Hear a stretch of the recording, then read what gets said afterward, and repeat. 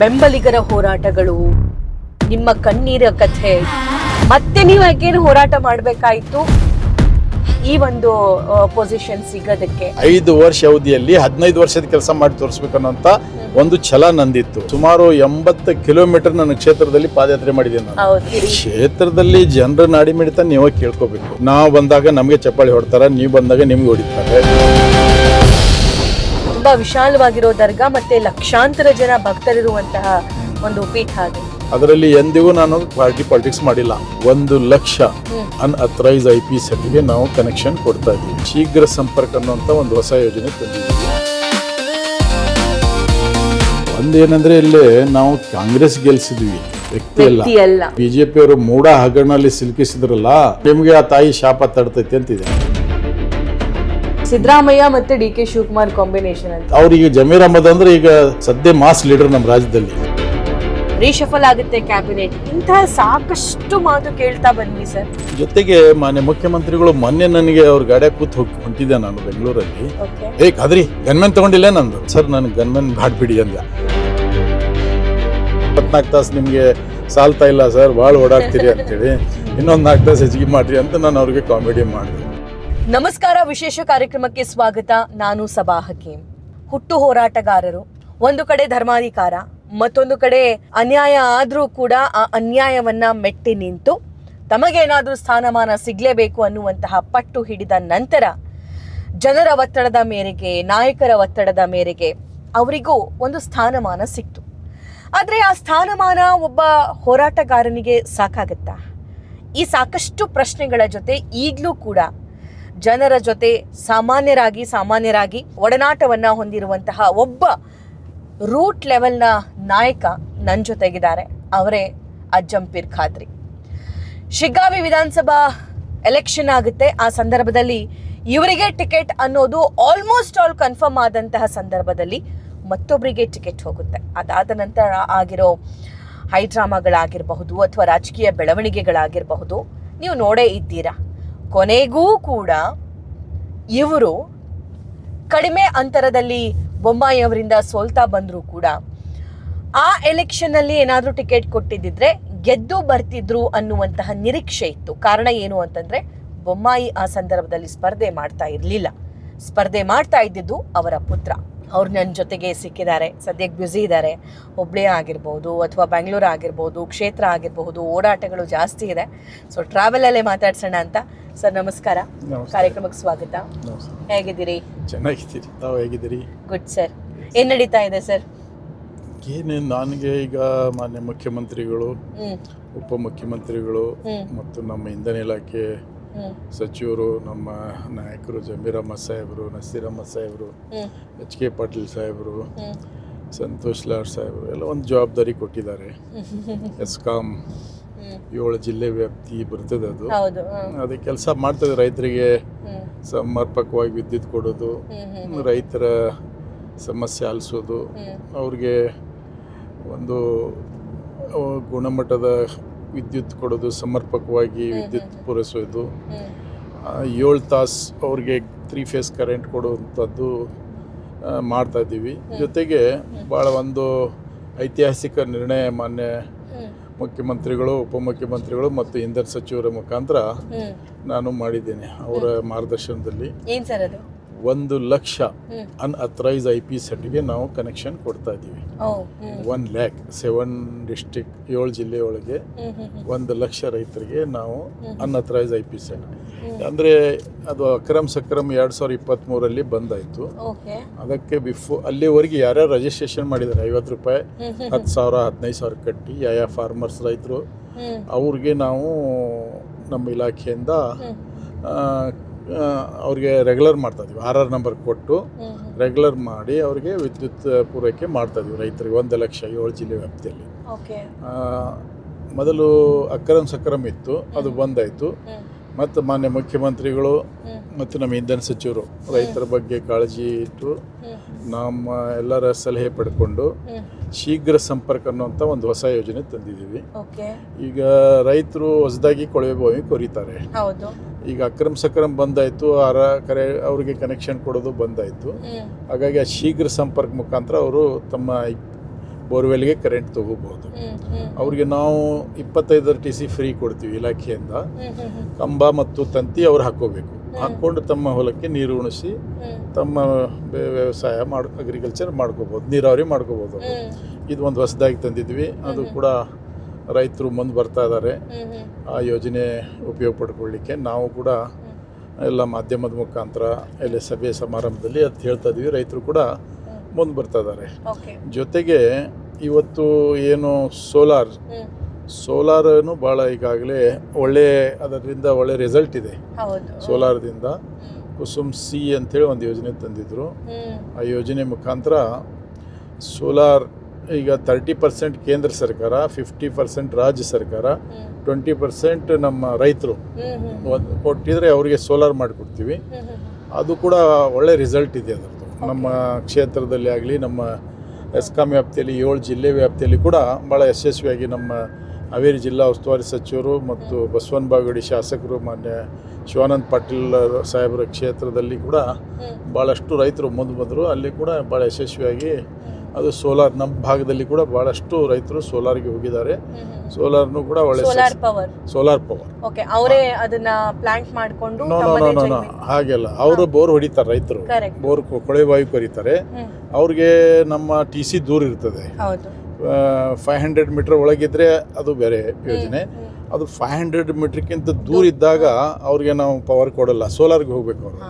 ಆ ಸೋಲಾರ್ಗೆ ಹೋದಾಗ ಅವ್ರಿಗೆ ರಾಜ್ಯ ಸರ್ಕಾರ 50%, ಕೇಂದ್ರ ಸರ್ಕಾರ 30%, 20% ರೈತರು ಅವರು ಮಾಡಿ ಅದು ಸೋಲಾರ್ ಹಾಕ್ಕೋಬೇಕು. ಅದೇನು ಭಾಳ ಬರೋಲ್ಲ, 4-5 ಲಕ್ಷ ರೂಪಾಯಿ ಅಷ್ಟೇನೋ ಬರ್ತದೆ ಅಷ್ಟು. ಅದು ಒಂದು ಹೊಸ ಯೋಜನೆ ಮಾನ್ಯ ಇಂಧನ ಸಚಿವರು, ಮಾನ್ಯ ಮುಖ್ಯಮಂತ್ರಿಗಳು ತಂದಿದ್ದಾರೆ. ಹಾಗಾಗಿ ಭಾಳಷ್ಟು ಈಗ ಒಂದು ಏನಂದರೆ ನಮ್ಮ ಈ ಭಾಗದ ಜನರಿಗೆ ಸಂತೋಷ ಏನಾಗಿದೆ ಅಂದರೆ, ಸನ್ಮಾನ್ಯ ಸಿದ್ದರಾಮಯ್ಯ ಸಾಹೇಬರು ಈ ಎಸ್ಕಾಂ ಇತಿಹಾಸದಲ್ಲಿ ಮೊದಲನೇ ರಾಜಕೀಯ ಮನುಷ್ಯ, ನಾನು ಚೇರ್ಮನ್ ಆಗಿದ್ದು. ಇಲ್ಲಿವರೆಗೆ ನಮ್ಮ ಅಧಿಕಾರಿಗಳು ನಡೆಸ್ತಿದ್ರು. ಈಗ ಅಧಿಕಾರಿಗಳು ನಡೆಸ್ಯಾರ ಒಳ್ಳೆ ರೀತಿಯಿಂದ, ಬಟ್ ಸಾರ್ವಜನಿಕರಿಗೆ, ರೈತರಿಗೆ ಅಲ್ಲಿ ಹೋಗಿ ತಲುಪಲಿಕ್ಕೆ ಆಗ್ತಿದ್ದಿಲ್ಲ, ಸಮಯಕ್ಕೆ ಸಿಗ್ತಿದ್ದಿಲ್ಲ ಕೈಗೆ. ಈಗ ನಾನು ರೋಡ್ ಮೇಲೆ ಮಾತಾಡ್ತೀನಿ, ಹೊಲಕ್ಕೆ ಕರೆದ್ರೆ ಹೋಗಿಬಿಡ್ತೀನಿ. ನಮ್ಮ ಆಫೀಸ್ಗೆ ಬರ್ತಾರೆ, ಮನೆಗೆ ಬರ್ತಾರೆ, ನೂರಾರು ಸಂಖ್ಯೆಯಲ್ಲಿ ಬರ್ತಾರೆ. ಆಮೇಲೆ ಎಲ್ಲ ತಾಲೂಕುವಾರು ಅಡ್ಡಾಡ್ತೀನಿ, ನಾನು ಡಿಸ್ಟಿಕ್ ವೈಸ್ ಹೋಗ್ತೀನಿ. ಅಲ್ಲಿ ಹೋಗಿ ನಾನು ಹೋಗುವಾಗ ದಾರಿಯಲ್ಲಿ ನೋಡ್ತೀನಿ ಯಾವ ಕಂಬ ಅಡ್ಡಾಗಿದೆ, ಯಾವ ತಂತಿ ಕೆಳಗೆ ಬಂದಿದ್ದಾವೆ, ಕಂಡಕ್ಟರ್ಸ್ ಅದೆಲ್ಲ ನೋಟ್ ಮಾಡ್ಕೊಂಡು ಹೋಗಿ ನಮ್ಮ ಅಧಿಕಾರಿಗಳಿಗೆ ಫೋಟೋ ಹೊಡ್ಕೊಂಡು ಹೋಗ್ತೀವಿ ಮೊಬೈಲ್ದಿಂದ. ಅವ್ರಿಗೆ ತೋರಿಸ್ತೀವಿ, ಇಮಿಡಿಯೇಟ್ ಅದು ಅಟೆಂಡ್ ಮಾಡ್ತೀವಿ. ಯಾಕೆ ಕೆಲಸ ಮಾಡ್ತೀವಿ ಅಂದರೆ, ಅಪಘಾತ ಆತಂದ್ರೆ ಅಲ್ಲಿ ಜನರ ಜೀವ ಭಾಳ ಮುಖ್ಯ, ರೈತರ ಜೀವ ಭಾಳ ಮುಖ್ಯ, ಸಾರ್ವಜನಿಕರ ಜೀವ ಭಾಳ ಮುಖ್ಯ ನಮಗೆ. ಹಾಗಾಗಿ ಅಪಘಾತ ಆತಂದರೆ ನಮ್ಮ ಪವರ್ ಮ್ಯಾನ್ಸ್ ಜೀವ ಭಾಳ ಮುಖ್ಯ. ಹಾಗಾಗಿ ಇದು ನಾನು ಭಾಳ ಇದರಲ್ಲಿಂದ ನೋಡ್ತೀನಿ. ಮಾನ್ಯ ನಮ್ಮ ಇಂಧನ ಸಚಿವರು ಜಾರ್ ಸಾಹೇಬರು ನಾನು ಕಾರ್ನಲ್ಲಿ ಹೋಗ್ತಾ ಇದ್ವಿ, ಅಲ್ಲಿ ಭಾಳಷ್ಟು ಕಂಬ ಅಡ್ಡಾಗಿದ್ವು. ನಮ್ಮ ಮಿನಿಸ್ಟರ್ ತೋರಿಸಿದ್ರು ಜಾರ್ ಸಾಹೇಬರು, ಚೇರ್ಮನ್ರೇ ನೋಡ್ರಿ ಇಂಥವೆಲ್ಲ ನೋಡಿ ಸರಿ ಮಾಡಿಸ್ಬೇಕು, ನೀವು ನಮ್ಮ ಅಧಿಕಾರಿಗಳಿಗೆ ತಿಳಿಸ್ಬೇಕು ಅಂತೇಳಿ ಮಾನ್ಯ ಜಾರ್ ಸಾಹೇಬರು ಭಾಳ ಕಳಕಳಿಯಿಂದ, ಅಂದರೆ ಅಷ್ಟು ದೊಡ್ಡ ವ್ಯಕ್ತಿ, ಒಬ್ಬ ಕ್ಯಾಬಿನೆಟ್ ಸಚಿವರು, ನಮ್ಮ ಪಕ್ಷದ ಹಿರಿಯ ನಾಯಕರವರು, ಅವರು ಕಾರ್ನಲ್ಲಿ ಕೂತಿದ್ದಾರೆ ಅಂದರೆ ಆ ಕಡೆ ಈ ಕಡೆ ಬರೀ ತಂತಿ ಕಂಬನ ನೋಡ್ತಿದ್ರು ಅವರು. ನಮ್ಮ ಎಲೆಕ್ಟ್ರಿಕಲ್ ಪೋಲ್ಸು, ಕಂಡಕ್ಟರ್ಸು, TCಗಳು, ಅದು ಎಲ್ಲೆಲ್ಲಿ ಎಪಿಸೋಡ್ ಎಲ್ಲ ಈ ಥರ ಆ ಕಡೆ ಈ ಕಡೆ ನೋಡ್ತಿದ್ರು. ಅದು ಒಂದು ಲೆಸನ್ ನಮಗೆ. ಅಂಥವ್ರ ಜೊತೆ ನಾನು ಜರ್ನಿ ಮಾಡೋದ್ರಿಂದ ಒಂದು ಲೆಸನ್, ನನ್ನ ಪಾಠ ಸಿಕ್ತು. ಹಾಗಾಗಿ ನಾನು ಕೂಡ ಅದೇ ಥರ ಮಾಡ್ತೀನಿ. ಭಾಳಷ್ಟು ಈ ಇಲಾಖೆಯಲ್ಲಿ ಕೆಲಸ ಮಾಡಲಿಕ್ಕೆ ಸಂತೋಷ ಇದೆ. ಬಟ್ ನಮ್ಮ ಮುಖ್ಯಮಂತ್ರಿಗಳ ಹೆಸರು ಬರಬೇಕು, ನಮ್ಮ ಪಕ್ಷದ, ನಮ್ಮ ಸರ್ಕಾರ ಹೆಸರು ಬರಬೇಕು ಅನ್ನೋಂಥ ಉದ್ದೇಶದಿಂದ ನನಗೆ ಕಳೆದ 25 ವರ್ಷದಿಂದ ತೊಂದರೆದಾಗಿದ್ದೀನಿ. ಇದೊಂದು ತೊಂದರೆ ಅಂತ ಹೇಳ್ಕೊಂಡು ಮಾಡ್ತಾ ಇದ್ದೀನಿ ಅಷ್ಟೇ. ತೊಂದರೆ ಅಲ್ಲ, ಇದು ನಾನು ಶಾಸಕ ಆಗಬೇಕಾಗಿತ್ತು. ಶಾಸಕ ಆದರೆ ಅದು ಭಾಳಷ್ಟು ಸೇವಾ ಮಾಡ್ಬೋದಾಗಿತ್ತು. ಬಟ್ ಇದು ಒಂದು ಲಿಮಿಟ್ ಇದೆ, ಆ ಲಿಮಿಟ್ನಲ್ಲಿ ಕೆಲಸ ಮಾಡ್ತಾ ಇದ್ದೀನಿ ನಾನು.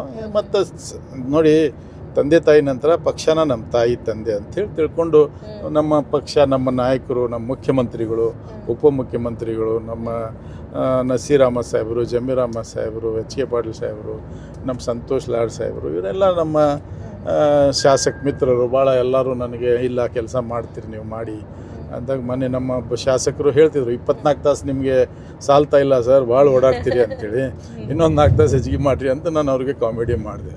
ಈ ಥರ ನನಗೆ ಏನಂದರೆ ಬೆಳಗ್ಗೆ ನಾನು 5 ಗಂಟೆಗೆ ಎದ್ದು ಸ್ವಲ್ಪ ಪ್ರೇಯರ್ ಮಾಡಿ 6 ಗಂಟೆಗೆ ನಮ್ಮ ಮನೆಗೆ ಜನ ಬರ್ತಾರೆ, 10 ಗಂಟೆ ಮಟ್ಟ ಅಟೆಂಡ್ ಮಾಡ್ತೀನಿ.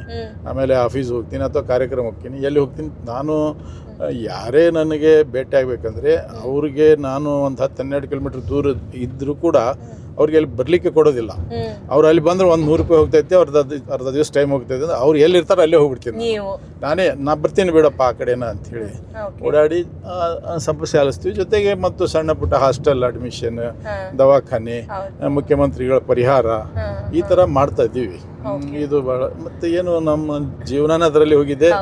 ಆಯಿತು ನೋಡೋಣ, ದೇವ್ರು ಎಲ್ಲಿವರೆಗೆ ಪರೀಕ್ಷೆ ನಮ್ಮ ಎಕ್ಸಾಮ್ ಇದೆ ಅಲ್ಲಿವರೆಗೆ ಪ್ರಯತ್ನ ಮಾಡೋಣ ಅಂತ ನಾವು. ನಮ್ದು ಒಂದೇನು, ನಾವು ಗುರು ಪರಂಪರೆಯಿಂದ ಬಂದವರು. ಈ ಸಂತ ಶಿಶುನಾಳ ಶರೀಫ್ ಸಾಹೇಬ್ರಿಗೆ ಆಶೀರ್ವಾದ ಮಾಡಿರ್ತಕ್ಕಂಥ ಆ ಗುರುಗಳು ನಾವು. ಭಾಳ ದೊಡ್ಡ ದರ್ಗಾ ನಮ್ಮದು. ಆ ದರ್ಗಾಗೆ ಲಕ್ಷಾಂತರ ಹಿಂದೂ ಮುಸ್ಲಿಂ ಭಕ್ತರು. ಹಾಗಾಗಿ ಪ್ರಾಮಾಣಿಕತೆ ಅನ್ನೋದು ಒಂದು ಕಡೆ ನಮ್ಮ ರಕ್ತದಲ್ಲಿ ಇದೆ. ಸುಳ್ಳು ಹೇಳೋದಿಲ್ಲ ನಾನು. ಏನಿದ್ರು ಸ್ಟ್ರೇಟ್ ಫಾರ್ವರ್ಡ್. ಆಕೈತಿ ಅಂದ್ರೆ ಆಕೈತಿ, ಇಲ್ಲಾಂದ್ರೆ ಇಲ್ಲ. ನೀನು ನಾಳೆ ಬಾ, ನಾಡ್ದು ಬಾ, ಅಲ್ಲಿ ಬಾ, ಇಲ್ಲಿ ಬಾ, ಅಲ್ಲಿ ಹೋಗೋಣ, ಇಲ್ಲಿ ಹೋಗೋಣ ಇಲ್ಲ. ನಮ್ಮದು ನನ್ನ ಕೈಲಿ ಆಗ್ತೈತೆ ಅಂದ್ರೆ ಆಗ್ತೈತಿ. ನಮ್ಮ ಹಾಸಿಗೆ ಅಷ್ಟು ಕಾಲು ಚಾಚಿ. ನನಗೆ ಭಾಳ ಪ್ರೀತಿ ಮಾಡ್ತಾರೆ ಮುಖ್ಯಮಂತ್ರಿಗಳು, ಉಪಮುಖ್ಯಮಂತ್ರಿಗಳು, ಎಚ್ ಕೆ ಪಾಟೀಲ್ ಸಾಹೇಬರು, ನಮ್ಮ ಸಂತೋಷ್ ಲಾಡ್ ಸಾಹೇಬರು, ಶಿವಾನಂದ ಪಾಟೀಲ್, ಎಂ ಬಿ ಪಾಟೀಲ್ರು, ಜಾರಕಿಹೊಳಿ ಸಾಹೇಬರು, ಎಲ್ಲರೂ ಭಾಳ ಪ್ರೀತಿ ಮಾಡ್ತಾರೆ. ಆದರೆ ನಾನು ನಮ್ಮ ಸರ್ಕಾರ, ನಮ್ಮ ನಾಯಕರ ಹೆಸರು ದುರುಪಯೋಗ ಮಾಡೋದಿಲ್ಲ. ಎಲ್ಲಿ ನನ್ನ ಕೆಪಾಸಿಟಿ, ನನ್ನ ವ್ಯಾಪ್ತಿ ಅಷ್ಟೇ ಕೆಲಸ ಮಾಡ್ತೀನಿ. ಸರ್, ಇದು ನೀವು ಹುಲ್ಗೂರ್ ದರ್ಗಾದ ಧರ್ಮಗುರುಗಳು. ತುಂಬಾ ವಿಶಾಲವಾಗಿರೋ ದರ್ಗಾ, ಮತ್ತೆ ಲಕ್ಷಾಂತರ ಜನ ಭಕ್ತರಿರುವಂತಹ ಒಂದು ಪೀಠ ಅದು. ಸೊ ಅದು ಪೊಲಿಟಿಕ್ಸು ಕೆಲಸ ಹೆಂಗೆ ಮ್ಯಾನೇಜ್ ಮಾಡ್ತೀರಿ? ಇಲ್ಲ, ಅದು ದರ್ಗಾ ಆ ಫ್ಯಾಮಿಲಿಯಲ್ಲಿ ಹುಟ್ಟಿದ್ದೀನಿ ನಾನು. ನಮ್ಮ ಬೇರೆ ನಮ್ಮ ಕಸಿನ್ಸ್ ಅದಾರೆ, ನಮ್ಮ ಕಸಿನ್ ಬ್ರದರ್ಸ್ ಅವರೆಲ್ಲ ಮಾಡ್ತಾರೆ. ನಾವು ಅಲ್ಲಿ ನಾನು ಏನು ನೋಡ್ಕೊತೀನಿ ಅಂದರೆ, ಅಲ್ಲಿ ಬರುವ ಭಕ್ತಾದಿಗಳಿಗೆ ತೊಂದರೆ ಆಗಬಾರ್ದು. ಶುದ್ಧ ನೀರು ಕೊಟ್ಟೀನಿ. ಎಚ್ ಕೆ ಪಾಟೀಲ್ ಸಾಹೇಬರು ಮತ್ತು ಎಮ್ ಆರ್ ಸೀತಾರಾಮ್ ಸಾಹೇಬರು, ಇವರು ಮತ್ತು ಶ್ರೀನಿವಾಸ್ ಮಾನೆ, ನಮ್ಮ ನಾಗರಾಜ್ ಛಬ್ಬಿ ಇವರೆಲ್ಲ ಅನುದಾನ ಕೊಟ್ಟರು. ಅಲ್ಲಿ ನಾವು ಕಾಂಕ್ರೀಟ್ ಮಾಡಿದ್ವಿ. ಆಮೇಲೆ 300 ವರ್ಷ ಹಳೆಯ ಬರೆಯಲಿದ್ವು, ಬರೆಯಲ್ ಟೋಮ್ಸ್, ಅದು 300 ಇಯರ್ ಓಲ್ಡ್. ಸೊ ಬಸವರಾಜ ಬೊಮ್ಮಾಯಿಯವರು ಅಲ್ಲಿ ದರ್ಶನಕ್ಕೆ ಬಂದಾಗ ಅವ್ರು ನೋಡಿ 1 ಕೋಟಿ ರೂಪಾಯಿ ಹಾಕಿ ಅದು ಕಾಂಪೌಂಡ್ ವಾಲ್ ಕಟ್ಟಿಸಿ ಕೊಟ್ಟಿದ್ದಾರೆ. ಈಗ ಎಲ್ಲರೂ ಭಕ್ತರಲ್ಲಿ ಆ ಪಾರ್ಟಿ ಈ ಪಾರ್ಟಿ ನೋಡಿ. ನಾನು ಒಂದು ಮಾತು ಹೇಳಿಕ್ಕೆ ಬಯಸ್ತೀನಿ ನಿಮ್ಮ ಮುಖಾಂತರ. ನಾನೊಬ್ಬ ಕಾಂಗ್ರೆಸ್ಸಿನ ಕಾರ್ಯಕರ್ತ, ಆ ದರ್ಗಾದ ಗುರು. ಆ ದರ್ಗಾದ ಪ್ರಮೈಸಿಸ್ ಏನಿದೆಯಲ್ಲ, ಅದರಲ್ಲಿ ಎಂದಿಗೂ ನಾನು ಪಾಲಿಟಿಕ್ಸ್ ಮಾಡಿಲ್ಲ, ಭೇದ ಭಾವ ಇಲ್ಲ ಎಲ್ಲ. ಯಾಕಂದರೆ BJP ಬರ್ತಾರೆ, RSSನವ್ರು ಬರ್ತಾರೆ, ಬಜರಂಗ ದಳದವರು ಬರ್ತಾರೆ ದರ್ಶನಕ್ಕೆಲ್ಲ. ಹೀಗಾಗಿ ನಾನು ಅಲ್ಲಿ ಯಾವುದೂ ನಾನು ಕಾಂಗ್ರೆಸ್ ಪಾರ್ಟಿ, BJP ಪಾರ್ಟಿ ಅಂತ ಯಾವುದೂ ಇಲ್ಲ. ಅಲ್ಲಿ ಬರೀ ನನಗೆ ಅಲ್ಲಿ ಬಂದವರು ಈ ಖಾದ್ರಿ ಫ್ಯಾಮಿಲಿಯವರು ಅಂತ ಅಷ್ಟೇ, ಗುರುಗಳು ಮಂತಾನ ಅಂತ ಬರ್ತಾರೆ. ನಮ್ಮ ಪಕ್ಷದ ಕಾರ್ಯಚಟುವಟಿಕೆ ಅದೆಲ್ಲ ಒಂದು ಆಫೀಸ್ ಮಾಡೀನಿ, ಅದರ ಒಳಗೆ ಮಾಡ್ತೀನಿ, ಅದ್ರ ಹೊರಗೆ ಇಲ್ಲ. ಮತ್ತೆ ಅಂದರೆ ಅಲ್ಲಿ ಪವಿತ್ರತೆ ಉಳಿಸ್ಕೊಂಡು ಬಂದೀವಿ ನಾವು. ಹಾಗಾಗಿ ಅದು ಅಲ್ಲಿ ಭಕ್ತರಿಗೆ ಅನುಕೂಲ ಮಾಡುವಂಥದ್ದು, ಭಕ್ತರಿಗೆ ಸರ್ವಿಸ್ ಕೊಡುವಂಥದ್ದು, ಕರೆಂಟು, ನೀರು, ಎಲ್ಲ ಮೂಲಭೂತ ಸೌಕರ್ಯಗಳು. ಭಾಳ 4-5 ಲಕ್ಷ ಜನ ಬರ್ತಾರೆ ರೀ. ಅವ್ರಿಗೆಲ್ಲ ವ್ಯವಸ್ಥೆ ಮಾಡೋದು ಕಷ್ಟ. ಅದು ಪರಂಪರೆ ಇದೆ. ಅಲ್ಲಿ ಮಣ್ಣಿನಲ್ಲಿ ಗುಣ ಇದೆ. ಆ ಮಣ್ಣು ಹಚ್ಕೊಂಡ್ರೆ ನಮ್ಮ ಕಾಯಿಲೆ ವಾಸಿ ಆಕೈತೆ ಅನ್ನೋಂಥ ಭಾವನೆ ಭಕ್ತಾದಿಗಳದಿದೆ, ಡಿವೋಟೀಸ್ದು. ಹಾಗಾಗಿ ಅಲ್ಲಿ ನಾವು ಶೆಡ್ ಮಾಡೋದು, ಅವ್ರು ಉಳ್ಕೊಳಕ್ಕೆ ವಸತಿ ಯಾವೆಲ್ಲ ಇಲ್ಲ.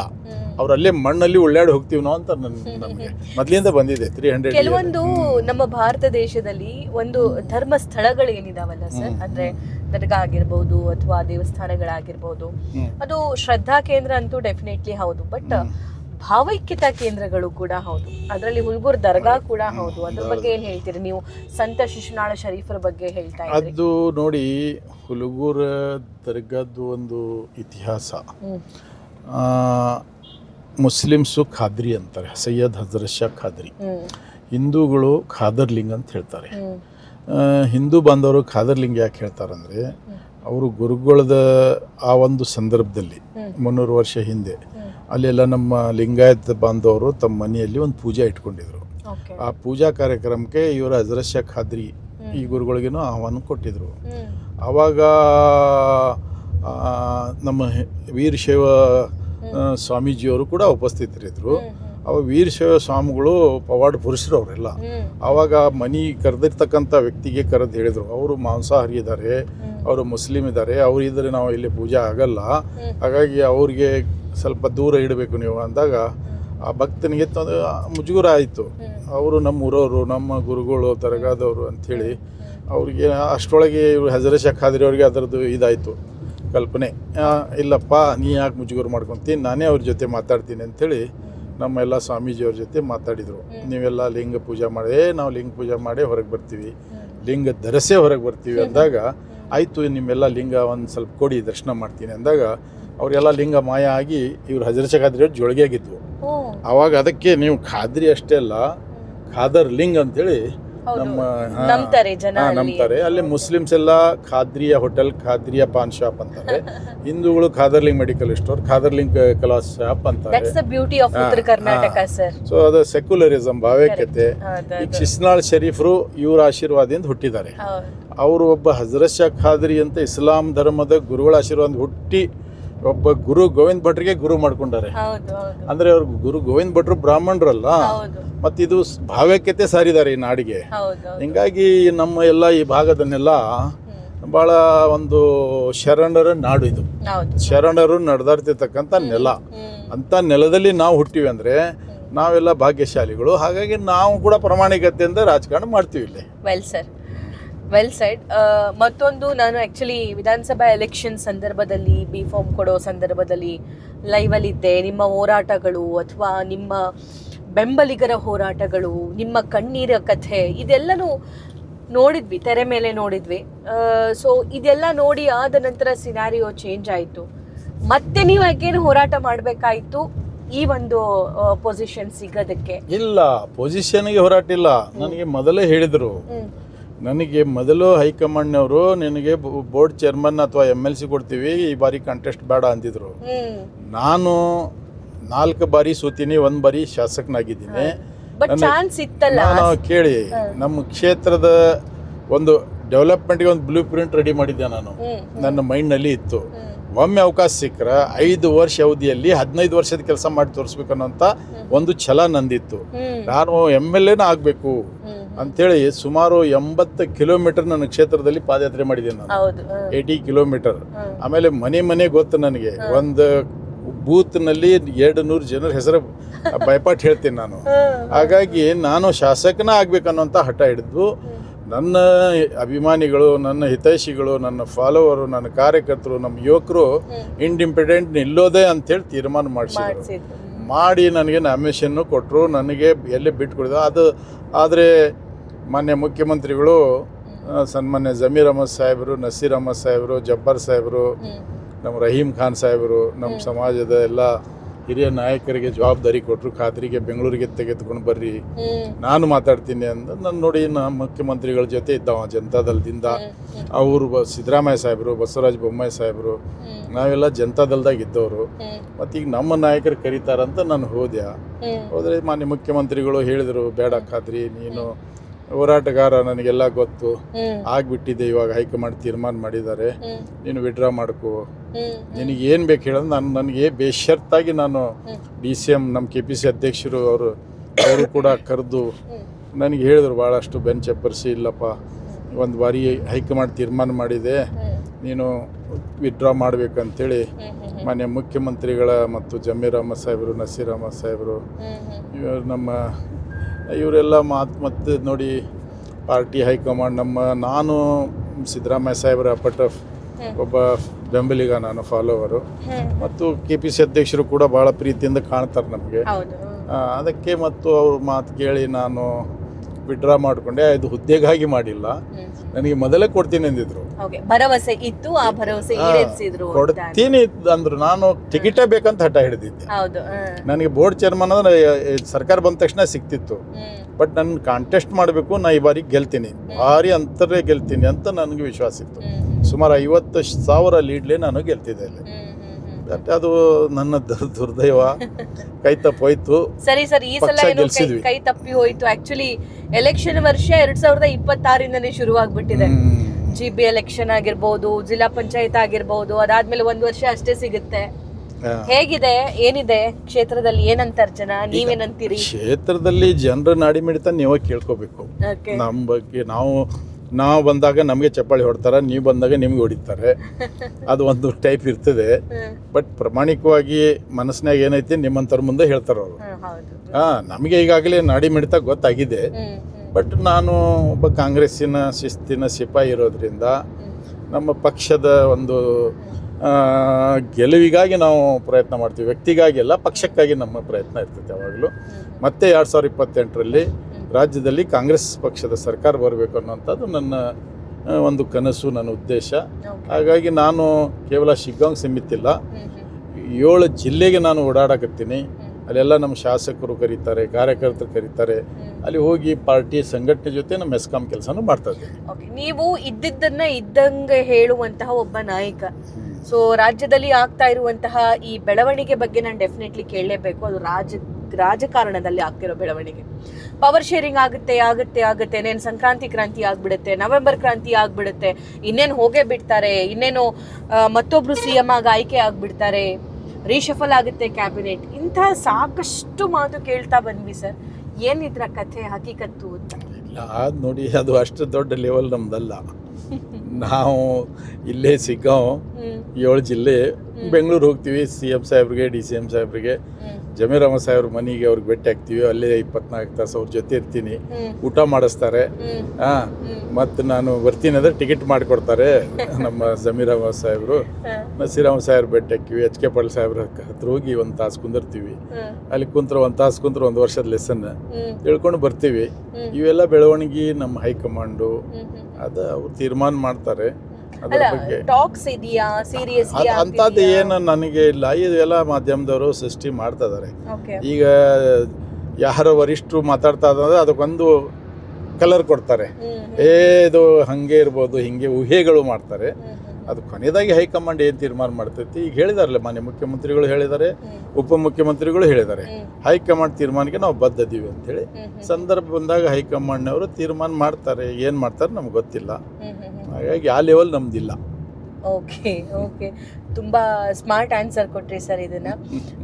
ಮತ್ತೊಂದು, ನಾನು ಶಿಗ್ಗಾವಿ ಬಗ್ಗೆ ಕೇಳಬೇಕು ಅಂತಂದ್ರೆ, ಇಡೀ ಶಿಗ್ಗಾವಿ ವಿಧಾನಸಭಾ ಕ್ಷೇತ್ರದಲ್ಲಿ ನಿಮಗೆ ತುಂಬ ಇಷ್ಟದ ಪ್ಲೇಸ್ ಯಾವುದು, ತುಂಬ ಇಷ್ಟ ಆಗುವಂಥದ್ದು? ಮತ್ತೆ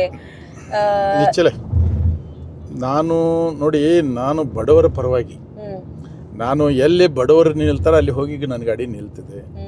ಈ ಬಡವರ ಸರ್ವಿಸ್ ಕೊಡಬೇಕು, ಬಡವರ ಸೇವಾ ಮಾಡಬೇಕು, ನಾನು ಬಡವರಿಗಾಗಿ ಹುಟ್ಟಿನಿ ಅನ್ನೋಂಥ ನನ್ನ ರಕ್ತದ ಒಂದು ಕಣದಲ್ಲಿ ಏನಂತಾರಲ್ಲ ಅದು ಇದೆ. ನನಗೆ ಎಲ್ಲರೂ ಇಷ್ಟ. ಶಿಗ್ಗಾಂವದಲ್ಲಿ ಎಲ್ಲರೂ ಭಾಳ ಪ್ರೀತಿಯಿಂದ ಕಾಣ್ತಾರೆ. ಎಲ್ಲ ಸಮಾಜದವರು. ಆ ಜಾತಿ ನನಗೆ ಜಾತಿನ ಅನ್ಸಂಗಿಲ್ಲ. ಇಲ್ಲೇ ನಾನು ಮುಸ್ಲಿಮ್, ಅವ್ರು ಹಿಂದೂ ಅನ್ನೋಂಗಿಲ್ಲ.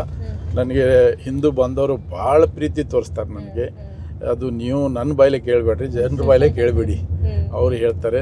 ನಾನು ಕೇವಲ ಚುನಾವಣೆ ಬಂದಾಗ ಅವ್ರ ಹತ್ರ ಹೋಗ್ತೀನಿ ಅಂತಲ್ಲ, ಯಾವ ಸಂದರ್ಭದಲ್ಲಿ ಅವರು ನನಗೆ ಕೆಲಸ ಹೇಳ್ತಾರೆ ಅದು ನನ್ನ ಕೆಲಸ ಅಂತೇಳಿ ನಾನು ಮಾಡ್ತೀನಿ. ಭಾಳಷ್ಟು ಕಡೆ ನಾವು ನೋಡ್ತೀವಿ, ನನಗೆ ಅನುಭವ ಇದೆ. ಈ ಇಲೆಕ್ಷನ್ ಬಂದಾಗ ನಮ್ಮ ಕೆಲಸ ಇದ್ದಾಗ ಅವ್ರಿಗೆ ಹೆಗಲ ಮೇಲೆ ಕೈ ಪ್ರೀತಿಯಿಂದ ಕರೀತಾರೆ, ಕೆಲಸ ಮುಗಿದ ತಕ್ಷಣ ಮಾತಾಡಲ್ಲ. ಇವೆಲ್ಲ ಭಾಳ ನಮಗೆ ಆಗ್ಯಾವ ಅಂಥವು ಘಟನೆಗಳು. ಆದರೆ ನಾನು ಆ ಥರ ವ್ಯಕ್ತಿ ಅಲ್ಲ. ನನ್ನಿಂದ ಏನು ಸಾಧ್ಯ ಆಗ್ತೈತಿ ಸಹಾಯ ಮಾಡ್ತೀನಿ. ಇಲ್ಲಾಂದ್ರೆ ಇಲ್ಲ, ಬಾ ಒಂದು ಗಿಲಾಸ್ ನೀರು ಕುಡಿಯಪ್ಪ, ನೀನು ಮತ್ತೊಮ್ಮೆ ನೋಡೋಣ, ನನಗೆ ಅದರ ಶಕ್ತಿ ಇಲ್ಲ ಅಷ್ಟು ಮಾಡೋದು ಅಂತ ಹೇಳ್ತೀನಿ. ಪ್ರಯತ್ನ ಮಾಡ್ತೀನಿ. ಹಗಲು ರಾತ್ರಿ ಬೆಂಗಳೂರು ಲೆವೆಲ್ ಇದ್ರೆ ಅಲ್ಲಿ ಹೋಗ್ತೀನಿ, ಇಲ್ಲೇ ಇದ್ರೆ ಇಲ್ಲೇ DC ಆಫೀಸ್, SP ಆಫೀಸ್ ಎಲ್ಲ ನಾನು ಸ್ವತಃ ಓಡಾಡ್ತೀನಿ. ನನಗೆ ಮಾನ್ಯ ಮುಖ್ಯಮಂತ್ರಿಗಳು ಕ್ಯಾಬಿನೆಟ್ ರ್ಯಾಂಕ್ ಕೊಟ್ಟಿದ್ದಾರೆ. ಆದರೂ ಕೂಡ ನಾನು ಆ ಕ್ಯಾಬಿನೆಟ್ ರ್ಯಾಂಕ್ ಅಂತ ತೋರಿಸ್ಕೊಡಂಗಿಲ್ಲ. ಓನ್ಲಿ ಪ್ರೋಟೋಕಾಲ್ ನಮ್ಮ ಸರ್ಕಾರಿ ಕಾರ್ಯಕ್ರಮಕ್ಕೆ ಅಷ್ಟೇ ನಂದು ಉಳ್ಕಾ ಸಂದರ್ಭದಲ್ಲಿ ನಾನು ಕ್ಯಾಬಿನೆಟ್ ರ್ಯಾಂಕ್ ಅಂತ ತೋರಿಸ್ಕೊಟ್ಟಿಲ್ಲ. ಜೊತೆಗೆ ಮಾನ್ಯ ಮುಖ್ಯಮಂತ್ರಿಗಳು ಮೊನ್ನೆ ನನಗೆ ಅವ್ರ ಗಾಡಿಯಾಗ ಕೂತ್ ಹೊಂಟಿದ್ದೆ ನಾನು ಬೆಂಗಳೂರಲ್ಲಿ. ಕದ್ರಿ ಗನ್ಮೆನ್ ತಗೊಂಡಿಲ್ಲ ನಂದರು. ಸರ್ ನನಗೆ ಗನ್ಮೆನ್ ಬ್ಯಾಡ್ಬಿಡಿ ಅಂದೆ. ಏನಯ್ಯ ಎಲ್ಲರೂ ಗನ್ಮೆನ್ ಬೇಕಂತಾರೆ, ನೀನು ಗನ್ಮೆನ್ ಬೇಡ ಅಂತ. ಸರ್ ಮತ್ತೆಲ್ಲಿಂದ ಅವ್ರಿಗೆ ಖರ್ಚು ಮಾಡಲಿ, ಚಾ ಕುಡಿಯೋಕೆ ಊಟ ಮಾಡೋಕೆ, ಅದಕ್ಕೆ ಬೇಡ ಬಿಡು. ಓಹೋ ಅಂತ ಸಾಹೇಬರು CM ಸಾಹೇಬರು ಬೆನ್ನ ಮೇಲೆ ಹೊಡಿತಿದ್ರು ನನಗೆ. ಹಾಗಾಗಿ ಇವೆಲ್ಲ ತೋರ್ಕಿ ರಾಜಕಾರಣ ಶೋಬಾಜಿ ಮಾಡೋದಿಲ್ಲ ನಾನು ಸಿಂಪಲ್ ವ್ಯಕ್ತಿ. ನೆಲದ ಮೇಲೆ ನಾನು ನೆಲದ ಮೇಲೆ ಕೆಲಸ ಮಾಡವ. ನಾನು ಜನ ಸೇರಿಸಿ ಭಾಷಣ ಮಾಡೋಂಗಿಲ್ಲ. 10 ಜನ ನನ್ನ ಪ್ರೀತಿಗೆ ಬಂದವ್ರ ಮುಂದೆ ಮಾತಾಡ್ತೀನಿ ಅಷ್ಟೇ. ನಂದು ಕೇಳ್ಬೋದು ನೀವು, ನಾ ಹೇಳಲ್ಲ, ನೀವೇ ಕೇಳ್ಬೋದು. ನೀವು ಇಷ್ಟು ಹೇಳ್ತಿದ್ದೀರಾ ಅಂದಮೇಲೆ ನಾನು ಹೋಗಿ ಕೇಳಲೇಬೇಕು ಇಲ್ಲೇ ಅಂತ ಕೇಳಿ ಅನಿಸ್ತಾ ಇದೆ. ಸಣ್ಣ ಸಣ್ಣ ಡಬ್ಬಿ ಅಂಗಡಿಯಾಗ ಡೆಫಿನೆಟ್ಲಿ ಇಲ್ಲೇ ಅಷ್ಟೇ ಅಲ್ಲ, ನೀವು 7 ಜಿಲ್ಲೆಯಲ್ಲಿ ಕೇಳ್ಬೋದು, ಹಾವೇರಿಲಿ ಕೇಳ್ಬೋದು, ಹುಬ್ಬಳ್ಳಿ, ವಿಜಾಪುರ, ಬಾಗಲಕೋಟ್, ನೀವು ಮತ್ತೆ ದಾವಣಗೆರೆ, ಹರಿಹರ ಎಲ್ಲ ಕಡೆ ಕೇಳಿ. ನನ್ನ ಹೆಸ್ಕಾಮ್ ಬಿಟ್ಟು ಬೇರೆ ಕಡೆನೂ ಜಸ್ಕಾಮ್ ಅಲ್ಲಿರೋ ಜನ ಫೋನ್ ಮಾಡ್ತಾರೆ. ಈಗ ಸೋಷಿಯಲ್ ಮೀಡಿಯಾ ಫಾಸ್ಟ್ ಆಗಿದೆ. ನನ್ನ ಕೆಲಸ ನಾ TC ಹಾಕೋದು, ನಾ ಕಂಬ ಹಾಕೋದು ನೋಡ್ತಾರಲ್ಲ, ನನಗೆ ಫೋನ್ ಮಾಡ್ತಾರೆ, ಸರ್ ನಮ್ದು, ಮತ್ತೆ ಅಲ್ಲಿ ಅಧಿಕಾರಿಗಳು ಹೇಳ್ತೀನಿ, ಅವರು ಸ್ಪಂದಿಸ್ತಾರೆ. ನನಗಿದು ಒಂದು ಖುಷಿ ಆಗ್ತಾ ಇದೆ ನನಗೆ. ಈಗ ನೋಡಿ ಉದಾಹರಣೆ ಸ್ಲೋಜಾರಿ ಉದಾಹರಣೆಗೆ ನಮ್ಮ ತಂತಿ ಮೊದಲು ಹೋಗಿದ್ದಾವೆ, ಈಗ ಕೆಳಗೆ ರಿಯಲ್ ಎಸ್ಟೇಟ್ ಮಾಫಿಯಾ ಲೇಔಟ್ ಮಾಡಿಬಿಟ್ಟಾರೆ, ಇಲ್ಲಿಗಲ್ ಲೇಔಟ್ ಆಗ್ಯಾವ. ಈಗ ಬಡವರು 3-4 ಲಕ್ಷ ರೂಪಾಯಿ ಕೊಟ್ಟು ಸೈಟ್ ತೊಗೊಂಡ್ಬಿಡ್ತಾರೆ. ಅದು KGPನೂ ಇಲ್ಲ, ಸಬ್ ರಿಜಿಸ್ಟ್ರಿ ಇಲ್ಲ, ರೆಕಾರ್ಡ್ ಆಫ್ ರೈಟ್ಸು ಇಲ್ಲ. ಆ ಬಡವರು ಪಾಪ ಏನೋ ಆಶಿಗೆ ಬಿದ್ದು ತೊಗೊಂಡ್ಬಿಡ್ತಾರೆ. ನಮ್ಮ ಎಲ್ಲ high tension wire 11 kV 33 kV ಹೋಗಿರ್ತಾವೆ. ಅವ್ರಿಗೆ ಸ್ಲ್ಯಾಬ್ ಹಾಕಿತ್ತಂದ್ರೆ ಮನೆ ಮೇಲೆ ಎಷ್ಟು ಆಕ್ಸಿಡೆಂಟ್ ಆಗ್ಯಾವ. ಇಲ್ಲಿ ಸಿಗ್ಗಾಂದಾಗ ಒಂದಿದೆ, ಈಗ ನೀವು ನೋಡಿದ್ರೆ ಗೊತ್ತಾಗ 33 kV ಹೋಗಿದೆ, 7 ಜನ ಆಕ್ಸಿಡೆಂಟ್ ಆಗಿದ್ದಾರೆ. ಈಗ 56 lakh rupees ಖರ್ಚು ಮಾಡಿ ನಾನು ಶಿಫ್ಟ್ ಮಾಡ್ತಾ ಇದ್ದೀನಿ. ಅದು 3 ವಾರ್ಡ್ ಶಿಗ್ಗಾಂವ್ ಸಿಟಿಯಲ್ಲಿ 3 ವಾರ್ಡ್ನಲ್ಲಿ ಅದು ಸಮಸ್ಯೆ ಇದೆ. ಇಂಥವೆಲ್ಲ ಭಾಳ ಮಾಡ್ತಾ ಇದ್ದೀವಿ ನಾವು. ಹೀಗಾಗಿ ನನಗೆ ಭಾಳ ಇಂಟ್ರೆಸ್ಟ್ ಈ ಬಡವರು ಸೇವಾ ಮಾಡೋಕ್ಕೆ ನನಗೆ ದೇವರು ಒಂದು ಅವಕಾಶ ಕೊಟ್ಟಾನಂತ ನಾ ಭವಿಷ್ಯ ಮಾಡ್ತಾ ಇದ್ದೀನಿ. ಬಟ್ ಶಾಸಕ ಆದರೆ ಅದಕ್ಕೆ ಇದು ಬೇರೆ ಇತ್ತು, ನನ್ನ ಸರ್ವೀಸು, ನನ್ನ ಸೇವಾ ಮಾಡಬೇಕನ್ನೋಂಥದ್ದು. ಬಟ್ ಅದು ಅವಕಾಶ ತಪ್ಪಿದೆ. ನೋಡೋಣ, ದೇವ್ರ ಮುಂದೆ ಏನೇನು ತೀರ್ಮಾನ ಮಾಡ್ತಾನೆ, ನಮ್ಮ ಪಕ್ಷ ಏನು ಕೆಲಸ ಕೊಡ್ತೈತೆ ಅದು ಮಾಡ್ತೀನಿ. ರೈಟ್ ಸರ್, ನಾನು ಇನ್ನೊಂದೆರಡು ಪ್ರಶ್ನೆ ಇದೆ, ಅದನ್ನ ಕೇಳ್ತೀನಿ. ಬಟ್ ರೈಟ್ ನಾವು ಈಗ ಶಿಗ್ಗಾವಿಗೆ ರೀಚ್ ಆಗಿದ್ದೀವಿ. ಸಾಹೇಬ್ರದ್ದು ಒಂದಿಷ್ಟು ಕೆಲಸ ಇದೆ.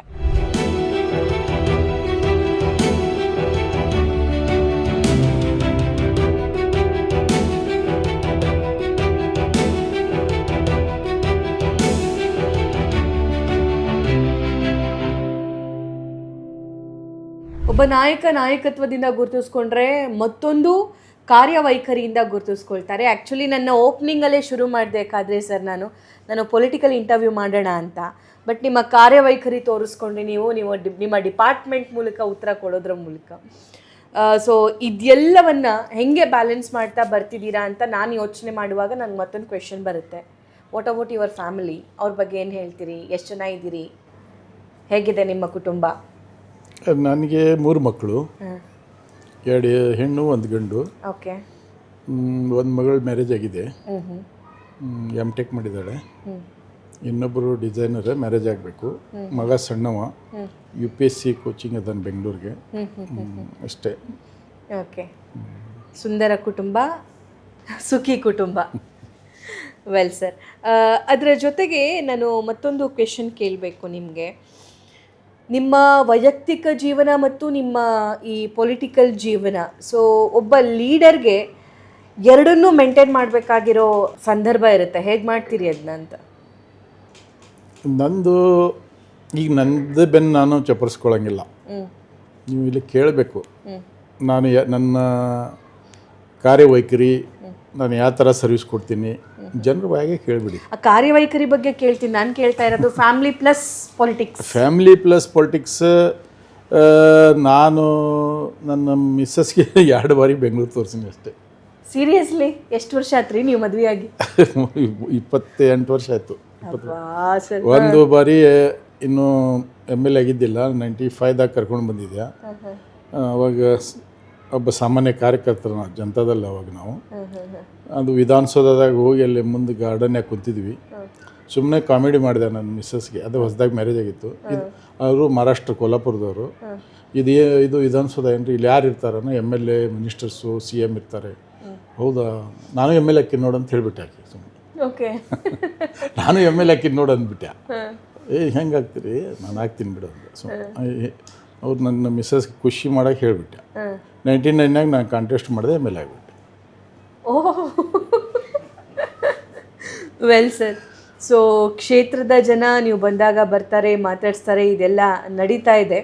ಇದರ ಜೊತೆಗೆ ಮುಂದಿನ ತಯಾರಿ ಹೆಂಗಿದೆ ಅಂತ ಜನರನ್ನು ಹೋಗಿ ಮಾತಾಡ್ಸ್ತೀನಿ ನಾನು ಡೆಫಿನೆಟ್ಲಿ. ಬಟ್ ಒಬ್ಬ as a person, as a leader, ನಿಮ್ಮ ಪ್ರಿಪ್ರೇಷನ್ ಹೆಂಗಿದೆ? ಈಗ ನೋಡಿ, ನಮ್ಮ ಈ ಕಾನ್ಸ್ಟಿಟ್ಯೂನ್ಸಿ ಒಳಗೆ ನಾನು 4 ಚುನಾವಣೆ ಕಂಟೆಸ್ಟ್ ಮಾಡಿದೆ. 1 ಚುನಾವಣೆ ಗೆದ್ದೆ, 1 ಚುನಾವಣೆ 700 ಓಟ್ನಲ್ಲಿ ಸೋತೆ, 787 ಓಟು. ಪುನಃ ಬಸವರಾಜ ಬೊಮ್ಮಾಯಿ ಅವ್ರ ಮೇಲೆ 3 ಬಾರಿ ಭಾಳ ಕಡಿಮೆ ಅಂತರಲ್ಲೇ ಸೋತೆ. ಇಲ್ಲಿ ನಾವು ಕಾಂಗ್ರೆಸ್ ಗೆಲ್ಲಿಸ್ಬೇಕು ಅನ್ನೋ ಉದ್ದೇಶದಿಂದ ನಾನು ಭಾಳ ಫೈಟ್ ಮಾಡ್ತಿದ್ದೆ. ಅದು ಏನೇನೋ ಆಗಿ ನಾನು ಸೋಲ್ಬಿಟ್ಟಿದ್ದೆ. ಈಗ ಮೊನ್ನೆ ಉಪಚುನಾವಣೆ ಬಂತು, ನನಗೆ ಟಿಕೆಟ್ ಬೇಕು ಅಂತೂ ಆಗಲೇ ಹೇಳೀನಿ, ಈಗೂ ಹೇಳ್ತೀನಿ, ಅದು ಆಗಲಿಲ್ಲ. ಒಂದೇನೆಂದರೆ ಇಲ್ಲೇ ನಾವು ಕಾಂಗ್ರೆಸ್ ಗೆಲ್ಲಿಸಿದ್ವಿ, ಇಲ್ಲೇ ವ್ಯಕ್ತಿ ಅಲ್ಲ, ಕಾಂಗ್ರೆಸ್ ಗೆಲ್ಲಿಸಿದ್ವಿ. ಆ ಗೆಲುವಿನಾಗೂ ಕೂಡ ಎಲ್ಲರ ಶ್ರಮ ಇದೆ.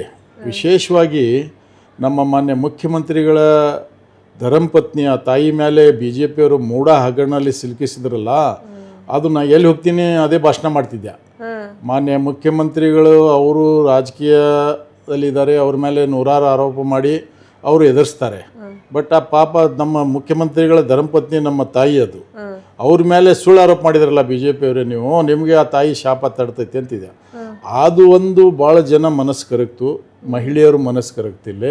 ಹಾಗಾಗಿ ಕಾಂಗ್ರೆಸ್ ಪಕ್ಷ ಗೆಲ್ಲುವ ನಮ್ಮ ಮಾನ್ಯ ಮುಖ್ಯಮಂತ್ರಿಗಳ ಧರ್ಮಪತ್ನಿ ಆಶೀರ್ವಾದ, ತಾಯಿ ಆಶೀರ್ವಾದನೇ ಇಲ್ಲ ಅಂಥೇಳಿ ನಾನು ಹೇಳಿಕೆ ಬಯಸ್ತೇನೆ. ಯಾಕೆಂದರೆ ನಾನು ಎಲ್ಲ ಸಂದರ್ಭದಲ್ಲಿ ಎಲ್ಲೆಲ್ಲಿ ಭಾಷಣ ಮಾಡ್ತೀನಿ, ಈ ಮೂಢ ಹಗರಣ ಸುಳ್ಳು ಆರೋಪ, ಮುಖ್ಯಮಂತ್ರಿ ಇದ್ದಾರೆ, ಅವರ ಆರೋಪ ಅವ್ರ ಮೇಲೆ ಮಾಡೋದು ಸಹಜ. ಬಟ್ ಅವರ ಧರ್ಮಪತ್ನಿಯ ನಮ್ಮ ತಾಯಿ ಮೇಲೆ ನೀವು ಮಾಡ್ತೀರಲ್ಲ ಬಿ ಜೆ ಪಿಯವರೇ, ಸುಳ್ಳು ಆರೋಪ, ನಿಮ್ಮ ರಾಜಕೀಯ ಸ್ವಾರ್ಥಕ್ಕಾಗಿ ಮಾಡ್ತೀರಲ್ಲ, ಅದಕ್ಕೆ ನಿಮಗೆ ಈ ಕ್ಷೇತ್ರ ಜನ ಶಂಸೋದಿಲ್ಲ, ದೇವರು ನಿಮಗೆ ಶಂಸೋದಿಲ್ಲ, ಆ ತಾಯಿ ಶಂಸೋದಿಲ್ಲ ನಿಮಗೆ ಅಂತ ಹೇಳಿದಾಗ ಇಲ್ಲಿ ಎಲ್ಲ ಹೆಣ್ಮಕ್ಳು ಕಣ್ಣೀರು ಹಾಕ್ತಿದ್ರು. ನಾವು ಪ್ರಚಾರಕ್ಕೆ ಹೋದಾಗ ಅವ್ರ ಹೆಸರಿನಲ್ಲಿ ನಾವು ಮತ ಕೇಳಿದ್ದಕ್ಕೆ ಎಲ್ಲ ನಮ್ಮ ತಾಯಂದರು ದೊಡ್ಡ ಸಂಖ್ಯೆಯಲ್ಲಿ ಮತ ಹಾಕಿದ್ದಾರೆ ಇಲ್ಲಿ. ಹಾಗಾಗಿ ಇಲ್ಲಿ ಕಾಂಗ್ರೆಸ್ ಪಕ್ಷ ಗೆದ್ದಿದೆ. ಅದು ಉಳಿಸ್ಕೊಂಡು ಹೋಗ್ಬೇಕನ್ನೋಂಥ ಉದ್ದೇಶದಿಂದ ನಮ್ಮ ಹೋರಾಟ ಇಲ್ಲೇ. ಪಕ್ಷ ಗೆಲ್ಲಬೇಕು, ಯಾರೂ ವ್ಯಕ್ತಿ ಮುಖ್ಯ ಅಲ್ಲ, ನಮಗೆ ಪಾರ್ಟಿ ಮುಖ್ಯ. ನಮ್ಮ ಹೈಕಮಾಂಡ್ ನನಗೇನು ಜವಾಬ್ದಾರಿ ಕೊಡ್ತೈತೆ ಅದು ನಾನು ಪಾಲಿಸ್ತೀನಿ. ವೆಲ್ ಸರ್, ನನ್ನ ಪ್ರತಿ ಇಂಟರ್ವ್ಯೂ ಅಲ್ಲಿ ಕೊನೆಯಲ್ಲಿ ಒಂದಿಷ್ಟು ಹೆಸರು ತಗೊಳ್ತೀನಿ. ಕ್ವಿಕ್ಕಾಗಿ ಅವ್ರ ಬಗ್ಗೆ ನಿಮ್ಗೇನು ಅನಿಸುತ್ತೆ ಅನ್ನೋದನ್ನು ಹೇಳಬೇಕು. ಮೊದಲನೇದಾಗಿ ಸೋನಿಯಾ ಗಾಂಧಿ ತ್ಯಾಗ ಜೀವ, ಅವರು ತ್ಯಾಗ ಮಾಡಿರ್ತಕ್ಕಂಥ ಅಂಥ ಒಬ್ಬ ಧೀಮಂತ ನಾಯಕಿ, ನಮ್ಮ ಪಕ್ಷದ ನಾಯಕಿಯವರು, ನಮಗೆಲ್ಲ ಹೆಮ್ಮೆ. ಓಕೆ. ಬಸವರಾಜ ಬೊಮ್ಮಾಯಿಯವರು, ನಾವು ಸಿದ್ದರಾಮಯ್ಯ ಸಾಹೇಬರು, ಬಸವರಾಜ ಶಿವಣ್ಣ ಸಾಹೇಬರು ಎಲ್ಲ ಜನತಾದಳದವರು, ಜನತಾ ಪರಿವಾರ, ಅವರೊಬ್ಬ ನಾಯಕರು. ಅವ್ರ ವಿರುದ್ಧ ನಾನು ಎಲೆಕ್ಷನ್ ಮಾಡೀನಿ ಅಂತ ಅವ್ರ ಬಗ್ಗೆ ನಾನು ಕೆಟ್ಟದಾಗಿ ಮಾತಾಡೋದಿಲ್ಲ. ಅವರೊಬ್ಬ ಅನುಭವಿ ನಾಯಕರು. ಅವರು ಎಲ್ಲ ಸ್ಟಡಿ ಮಾಡ್ತಾರೆ, ಈ ರಾಜ್ಯದ ಆಗು ಹೋಗೋ ಬಗ್ಗೆ ಚಿಂತನೆ ಮಾಡ್ತಾರೆ. ಜಮೀರ್ ಅಹಮದ್ ಖಾನ್ ಸಾಹೇಬರು ಭಾಳ, ಅವ್ರ ಬಗ್ಗೆ ನನಗೆ ಭಾಳ ಮೆಚ್ಚುಗೆ. ಮೊದಲ ನನ್ನ ರಾಜಕೀಯ ಹೆಂಗಿತ್ತಂದರೆ, ಮೊದಲಿಂದ ಈಗಲ್ಲ, ನಾವು ಕಾರ್ಯಕರ್ತರಿದ್ದಾಗೂ ಕೂಡ ಕಾಂಬಿನೇಷನ್ ಪಾಲಿಟಿಕ್ಸ್ ನಂದು. ಕಾಂಬಿನೇಷನ್ ಅಂದರೆ ಮುಸಲ್ಮಾನರಿಗೆ ಬೇನು ಹತ್ತಿದ್ದಿಲ್ಲ. ನಾನು ಎಚ್ ಕೆ ಪಾಟೀಲ್ ಸಾಹೇಬರು, ಇವರು ನಮ್ಮ ಯಾರು ಸಂತೋಷ್ ಲಾಡ್ ಸಾಹೇಬರು, ಶ್ರೀನಿವಾಸ್ ಮಾನೆ, ನಾಗರಾಜ್ ಚಬ್ಬಿ ಆ್ಯಂಡ್ ನಮ್ಮ ಜಾರಕಿಹೊಳಿ ಸಾಹೇಬರು, ಕಾಂಬಿನೇಷನ್ ಪಾಲಿಟಿಕ್ಸ್. ಇಲ್ಲಿ ಕೂಡ ನಾನು ನಮ್ಮ ಕಾರ್ಯಕರ್ತರು ಕಾಂಬಿನೇಷನ್ನಾಗಿ ಇರ್ತಿದ್ದೆ. ನಾನು ನಮ್ಮ ಕಮ್ಯುನಿಟಿಯವ್ರ ಜೊತೆ ಭಾಳ ಅಂತರ ಕಾಯ್ಕೊತಿದ್ದೆ. ಭಾಳ ಅಂದರೆ ಹಿಂಡಸ್ಗಿರಿ ಸಾಹೇಬ್ರ ಹತ್ರ ಹೋಗಿದ್ದೆ, ಐ ಜಿ ಸಂಧಿ ಸ್ವಲ್ಪ ಅಷ್ಟೇ. ಆದರೆ ಯಾವುದೋ ಇಲ್ಲ. ನಾ ಇರೋದು ಎಚ್ ಕೆ ಪಾಟೀಲ್ ಸಾಹೇಬ್ರಿಂದ, ಬಸವರಾಜ ಬೊಮ್ಮಾಯಿ ಸಾಹೇಬ್ರಿಂದ, ಜನತಾ ಪರಿವಾರದಾಗಿದ್ದಾಗ ಬೊಮ್ಮಾಯಿ ಸಾಹೇಬ್ರಿಂದ ಇರ್ತಿದ್ವಿ. ಕಾಸ್ಟ್ ಕಾಂಬಿನೇಷನ್ ಪಾಲಿಟಿಕ್ಸ್ ನಂದು. ಸೊ ಜಮೀರ್ ಅಹಮದ್ ಸಾಹೇಬರು ಏನು ಅವ್ರ ಜೊತೆ ಅವ್ರು ಬಂದ್ರಲ್ಲ ರಾಜಕೀಯಕ್ಕೆ, ಅವರಲ್ಲಿ ಇಷ್ಟು ಒಂದು ಬಾಂಧವ್ಯ, ಪ್ರೀತಿ ಎಲ್ಲ ಸಮಾಜದವ್ರಿಗೆ, ಅದು ನೋಡಿ ನಾನು ಅವ್ರ ಜೊತೆನೇ ಕೆಲಸ ಮಾಡ್ಬೇಕನ್ನೋಂಥದ್ದು ಒಂದು ಭಾವನೆ ಇಟ್ಕೊಂಡು ಈಗ ಅವ್ರ ಜೊತೆ ಇದ್ದೀನಿ. ಅವರು ನೋಡಿ, ಅವ್ರಿಗೆ ಜಮೀರ್ ಅಹಮದ್ ಅಂದರೆ ಈಗ ಸದ್ಯ ಮಾಸ್ ಲೀಡರ್ ನಮ್ಮ ರಾಜ್ಯದಲ್ಲಿ. CM ಸಾಹೇಬ್ರ ನಂತರ, DCM ಸಾಹೇಬ್ರ ನಂತರ ಜಮೀರ್ ಅಹಮದ್ ಸಾಹೇಬ್ರಿಗೂ ಅಷ್ಟು ಜನ ಇವತ್ತು ಪ್ರೀತಿ ತೋರಿಸ್ತಾರೆ. ಸಾವಿರಾರು ಲಕ್ಷಾಂತರ ಮಂದಿಯಾಗಿ ನಾವು ನಿಂತ್ರೂ, ಎಷ್ಟು ದೂರ ನಿಂತರೂ ಹೆಸರು ತೊಗೊಂಡು ಕರೆದು ಬಾಜು ಕುದಿಸ್ಕೊತಾರೆ. ಅದು ಪ್ರೀತಿ ಸಿಗೋದು ಭಾಳ ಕಡಿಮೆ ಅಂಥದ್ದು. ಈಗ ಭಾಳ ಜನ ಏನಾರು ಇತ್ತಂದ್ರೆ, ಅಧಿಕಾರ ದೊಡ್ಡದು ಅಂತಂದ್ರೆ ನಮ್ಮಂಥ ಸಣ್ಣ ಕಾರ್ಯಕರ್ತರಿಗೆ ಯಾರೂ ನೋಡೋಲ್ಲ. ಆದರೆ ಅವರು ಕರೀತಾರೆ, ಫ್ಲೈಟ್ನಾಗ ಕರ್ಕೊಂಡು ಹೋಗ್ತಾರೆ, ಕಾರ್ನಾಗ ಕರ್ಕೊಂಡು ಹೋಗ್ತಾರೆ, ಊಟ ಮಾಡುವಾಗ ಜೊತೆಲಿ ಬೈ ಚಾನ್ಸ್ ನಾನು ದೊಡ್ಡವ್ರು ಅದಾರಂತ ಹೊರಗೆ ಕಂತ ಹುಡುಕ್ಯಾಡಿ ಕರೆಸ್ತಾರೆ, ಕರೀತಾರೆ. ಆಮೇಲೆ ಇನ್ನೊಂದು ಅವ್ರದ್ದು ನೋಡಿ, ಸಹಾಯ ಮಾಡೋದು ಭಾಳ. ನಾನು 4 ಚುನಾವಣೆ ಸೋತಿ ಭಾಳ ಡಿಪ್ರೆಸ್ ಆಗಿಬಿಟ್ಟೆ, ಭಾಳ ಸಮಸ್ಯೆ ತೊಂದರೆದಾಗ ಸಿಕ್ಕಾಕೊಂಡೆ. ಸ್ವತಃ ಅವರು ನಮ್ಮ ಮನೆಗೆ ಬಂದು ಧೈರ್ಯ ತುಂಬಿದರು. ಮತ್ತು ಸಿದ್ದರಾಮಯ್ಯ ಸಾಹೇಬರು ಗೋವಾ ಚುನಾವಣೆಯಲ್ಲಿದ್ದರು, ಅಲ್ಲಿಂದ ಫೋನ್ ಮಾಡಿಸಿದ್ರು, ಇಲ್ಲ ನಾನು ನಿಮ್ಮ ಜೊತೆಯಲ್ಲಿದ್ದೀವಿ, 4 ಬಾರಿ ಸೋತಿ ಕಷ್ಟದಾಗದಿ, ಬಾ ನಾವೆಲ್ಲ ನಿನಗೆ ಸಪೋರ್ಟ್ ಮಾಡ್ತೀವಿ ಅಂಥೇಳಿ ಜಮೀರ್ ಅಹಮದ್ ಸಾಹೇಬರು ಬಂದು ನಮಗೆಲ್ಲ ರೀತಿಯಿಂದ ಧೈರ್ಯ ತುಂಬಿದರು, ಉತ್ಸಾಹ ತುಂಬಿದರು. ಸೋಲು ಅನ್ನೋದು ಭಾಳ ನಾ ಹೇಳ್ತೀನಿ, ನಮ್ಮ ವೈರಿಗಿನೂ ಸೋಲು ಪದೇ ಪದೇ ಬರಬಾರ್ದು. ಒಂದು ಸೋಲು ಒಂದು ಗೆಲುವು ಇದ್ದರೆ ಅವ ಏನಾದರೂ ಒಂದು ಬ್ಯಾಲೆನ್ಸ್ ಆಗಿ ಟ್ರ್ಯಾಕ್ ಮೇಲೆ ಇರ್ತಾನೆ. ಟೋಟಲ್ 4 ಬಾರಿ ಸೋತು ನಮ್ಮ ಗಾಡಿ ಎಲ್ಲ ಟ್ರ್ಯಾಕ್ ತಪ್ಪಿ ಆಕ್ಸಿಡೆಂಟಾಗಿ ಬಿದ್ದು ಹೋಯ್ತು ಅನ್ನಂಗೆ ಆಯಿತು ನಮ್ಮದು. ಅದು ರಿಪೇರಿ ಮಾಡಿಕೊಟ್ಟಿದ್ದು ಮಾನ್ಯ ಜಮೀರ್ ಅಹಮದ್ ಸಾಹೇಬರು. Well said sir. Zameer Ahmed ಅವ್ರ ಬಗ್ಗೆ ಕೇಳಿದಾಗ ಎಸ್ಸೇನೆ ಬರ್ದಂಗಿತ್ತು ನೀವು ಕೊಟ್ಟಿರೋ ಆನ್ಸರು. ನಾನು ಮತ್ತೊಂದು ಕೇಳಲೇಬೇಕು, ಕುಮಾರಸ್ವಾಮಿಯವರು ಅವ್ರ ಜೊತೆ ನಮ್ಮ ಒಡನಾಟ ಇಲ್ಲ. ನಾವು 99ನೇ ಕಾಂಟೆಸ್ಟ್ ಮಾಡಿದ್ದು, ಬಸವರಾಜ ಬೊಮ್ಮಾಯಿ ಟಿಕೆಟ್ ಕೊಟ್ಟಿದ್ದು ಅವಾಗ. ಅವಾಗ ನನಗೆ ಯಾರೂ ಗೊತ್ತಿರಲಿಲ್ಲ. ನನಗೆ ಬಸವರಾಜ ಬೊಮ್ಮಾಯಿ ಅವರು ಅಷ್ಟೇ, ಅಲ್ಲಿ ಅವ್ರ ಮನೆಗೆ ಹೋಗಿ ಅವ್ರ ಜೊತೆ ಇದ್ವಿ. ಗೆದ್ದ ನಂತರ ದೇವೇಗೌಡವರು ಭಾಳ ಹತ್ತಿರದಿಂದ ನಾನು ನೋಡ್ತಿದ್ರು. ದೇವೇಗೌಡ ಸಾಹೇಬರು ಅವರು ಪ್ರಧಾನಿ ಆದರು, ಆದ ನಂತರ ಅವರು ಮಾಜಿ ಪ್ರಧಾನಿ ಆದರು. ನಾವು ಗೆದ್ವಿ ಅವಾಗ 99. ಅವಾಗ ಅವರು ಅಲ್ಲಿ ಒಂದು ನಮಗೆ ಸನ್ಮಾನ ಇಟ್ಟಿದ್ರು ಬೆಂಗಳೂರಾಗ. ಕಾಂಗ್ರೆಸ್ನಲ್ಲಿ 11 MLA ಗೆದ್ದಿದ್ರು, ನಾನೊಬ್ಬ JDS. ಮುಸ್ಲಿಂ MLAಗಳಿಗೆ ಸನ್ಮಾನ ನಮ್ಮ ಸಮಾಜದಿಂದ ಇಟ್ಟಿದ್ರು. ಅವಾಗ ಸಮದ್ ಹೌಸ್ನಲ್ಲಿ ಫಸ್ಟ್ ಭಾಷಣ ನಂದು. ಅಲ್ಲಿ ಎಲ್ಲ ಕಾಂಗ್ರೆಸ್ಸಿನ ಎಲ್ಲ ಸಚಿವರು, ರೋಷನ್ ಬೇಗ್, ಕಮರುಲ್ ಇಸ್ಲಾಂ, ಇಂಡಸ್ಗಿರಿ ಸಾಹೇಬರು ಎಲ್ಲರೂ ಭಾಷಣ. ನನಗೆ ಭಾಷಣ ಜನತಾದಳದ MLA ಅಂಥೇಳಿ ಅವರು ಎಲ್ಲ ಸಂಘಟಕರು, ಆಮೇಲೆ ಅಲ್ಲಿ ಸಮದ್ ಹೌಸ್ನಲ್ಲಿ ಇರ್ತಕ್ಕಂಥ ಅಲ್ಲಮೀನ್ ಚೇರ್ಮನ್ ಖಾದ್ರಿ ಮಾತಾಡಲಿ ಅಂತ ಅನೌನ್ಸ್ ಮಾಡಿಸ್ಬಿಟ್ರು. ನಾನು ಹಿಂಗಿದ್ದ, ನಿಮ್ಮ ಬ್ರದರ್ ಅವರಲ್ಲ, ಈ ಥರ ಇದ್ದೆ ನಾನು. ನನಗೆ ಮಾತಾಡೋದು ಗೊತ್ತಿಲ್ಲ ದೊಡ್ಡ ಸಭೆಯಲ್ಲಿ. ಸೊ ನಾನು ಹೋಗಿ ಭಾಷಣ ಹೊಡೆದ್ಬಿಟ್ಟೆ. ನಾನು ನೋಡ್ರಿ ಜನತಾದಳದಿಂದ ಬಂದೀನಿ ಗೆದ್ದು. ನಮ್ಮ ಪಕ್ಷ ಮುಳುಗೋ ಹಡಗ, ಅದು ಮುಳುಗೋ ಹಡಗದಲ್ಲಿ ನಾನು ಒಂದು ದಂಡಿಗೆ ಬಂದು ಸೇರಿದ್ದೀನಿ. ಕಾಂಗ್ರೆಸ್ನಲ್ಲಿ ಇಷ್ಟು ಜನ ನೀವು ಗೆದ್ದಿರಿ, 11 ಜನ. ನಮ್ಮ ಪಕ್ಷ ಸಣ್ಣ ಪಕ್ಷ JDS, ಹಾಗಾಗಿ ಆ ಪಕ್ಷದಿಂದ ಗೆದ್ದೀನಿ ಹಂಗೆ ಅಂತೇಳಿ ಏನೇನೋ ಮಾತಾಡ್ಬಿಟ್ಟ. ಎಲ್ಲರಿಗಿಂತ ಹೆಚ್ಚಿಗೆ ನನಗೆ ಚಪ್ಪಾಳಿ ಹೊಡೆದ್ಬಿಟ್ರು ಜನ. ಅದು ಹೋಗಿ ಎಲ್ಲ ದೇವೇಗೌಡರು ಹೇಳಿಬಿಟ್ರು. ದೇವೇಗೌಡರು ಬಸವರಾಜ ಬೊಮ್ಮಾಯಿ ಸಾಹೇಬ್ರು ಫೋನ್ ಮಾಡಿದ್ರು, ಅವ್ನು ಕರ್ಕೊಂಡು ಬಾ ನನ್ನ ಹತ್ರ. ಅವ್ರು ಬೊಮ್ಮಾಯಿ ಸಾಹೇಬರು ಕರ್ಕೊಂಡು ಹೋದ್ರು, ಬಸವರಾಜ ಬೊಮ್ಮಾಯಿರು. ಅವ್ರು ದೇವೇಗೌಡರು ನನ್ನ ಹೆಗಲ ಮೇಲೆ ಕೈ ಹಾಕಿ, ನಿನಗೆ ದೇಶ ತೊಗೊಂಡು ಅಡ್ಡಾಡ್ತೀನಿ, ನೀ ಭಾಳ ಚೆನ್ನಾಗಿ ಮಾತಾಡ್ತೀವಿ, ಉರ್ದು ಕನ್ನಡ, ನನ್ನ ಜೊತೆ ಭಾರತ ದೇಶಕ್ಕೆ ಅಡ್ಡಾಡಬೇಕು ಅಂದ್ಬಿಟ್ರು. ಅದು ಇನ್ನೂ ಮಟ್ಟ ನೆನಪಿದೆ ನನಗೆ. ಇಲ್ಲಿಯೋ ಬಸವರಾಜ ಬೊಮ್ಮಾಯಿ ಏನಂದ್ರು ಗಾಡ್ಯಾಗ, ಏನಪ್ಪ ಮಾಜಿ ಪ್ರಧಾನಿಗಳ ನಿನಗೆ ಆಹ್ವಾನ ಕೊಟ್ಬಿಟ್ರಲ್ಲ, ನಮ್ಮ ಕೈ ಬಿಡ್ತೀಯ ನೀನು ಅಂತ ಬೊಮ್ಮಾಯಿ ಸಾಹೇಬರು ಕಾಡಿಸ್ತಿದ್ರು ನನಗೆ. ಅವ್ರು ನಾವು ಕಾರ್ನಾಗ ಬರ್ತಾ ಇದ್ದ.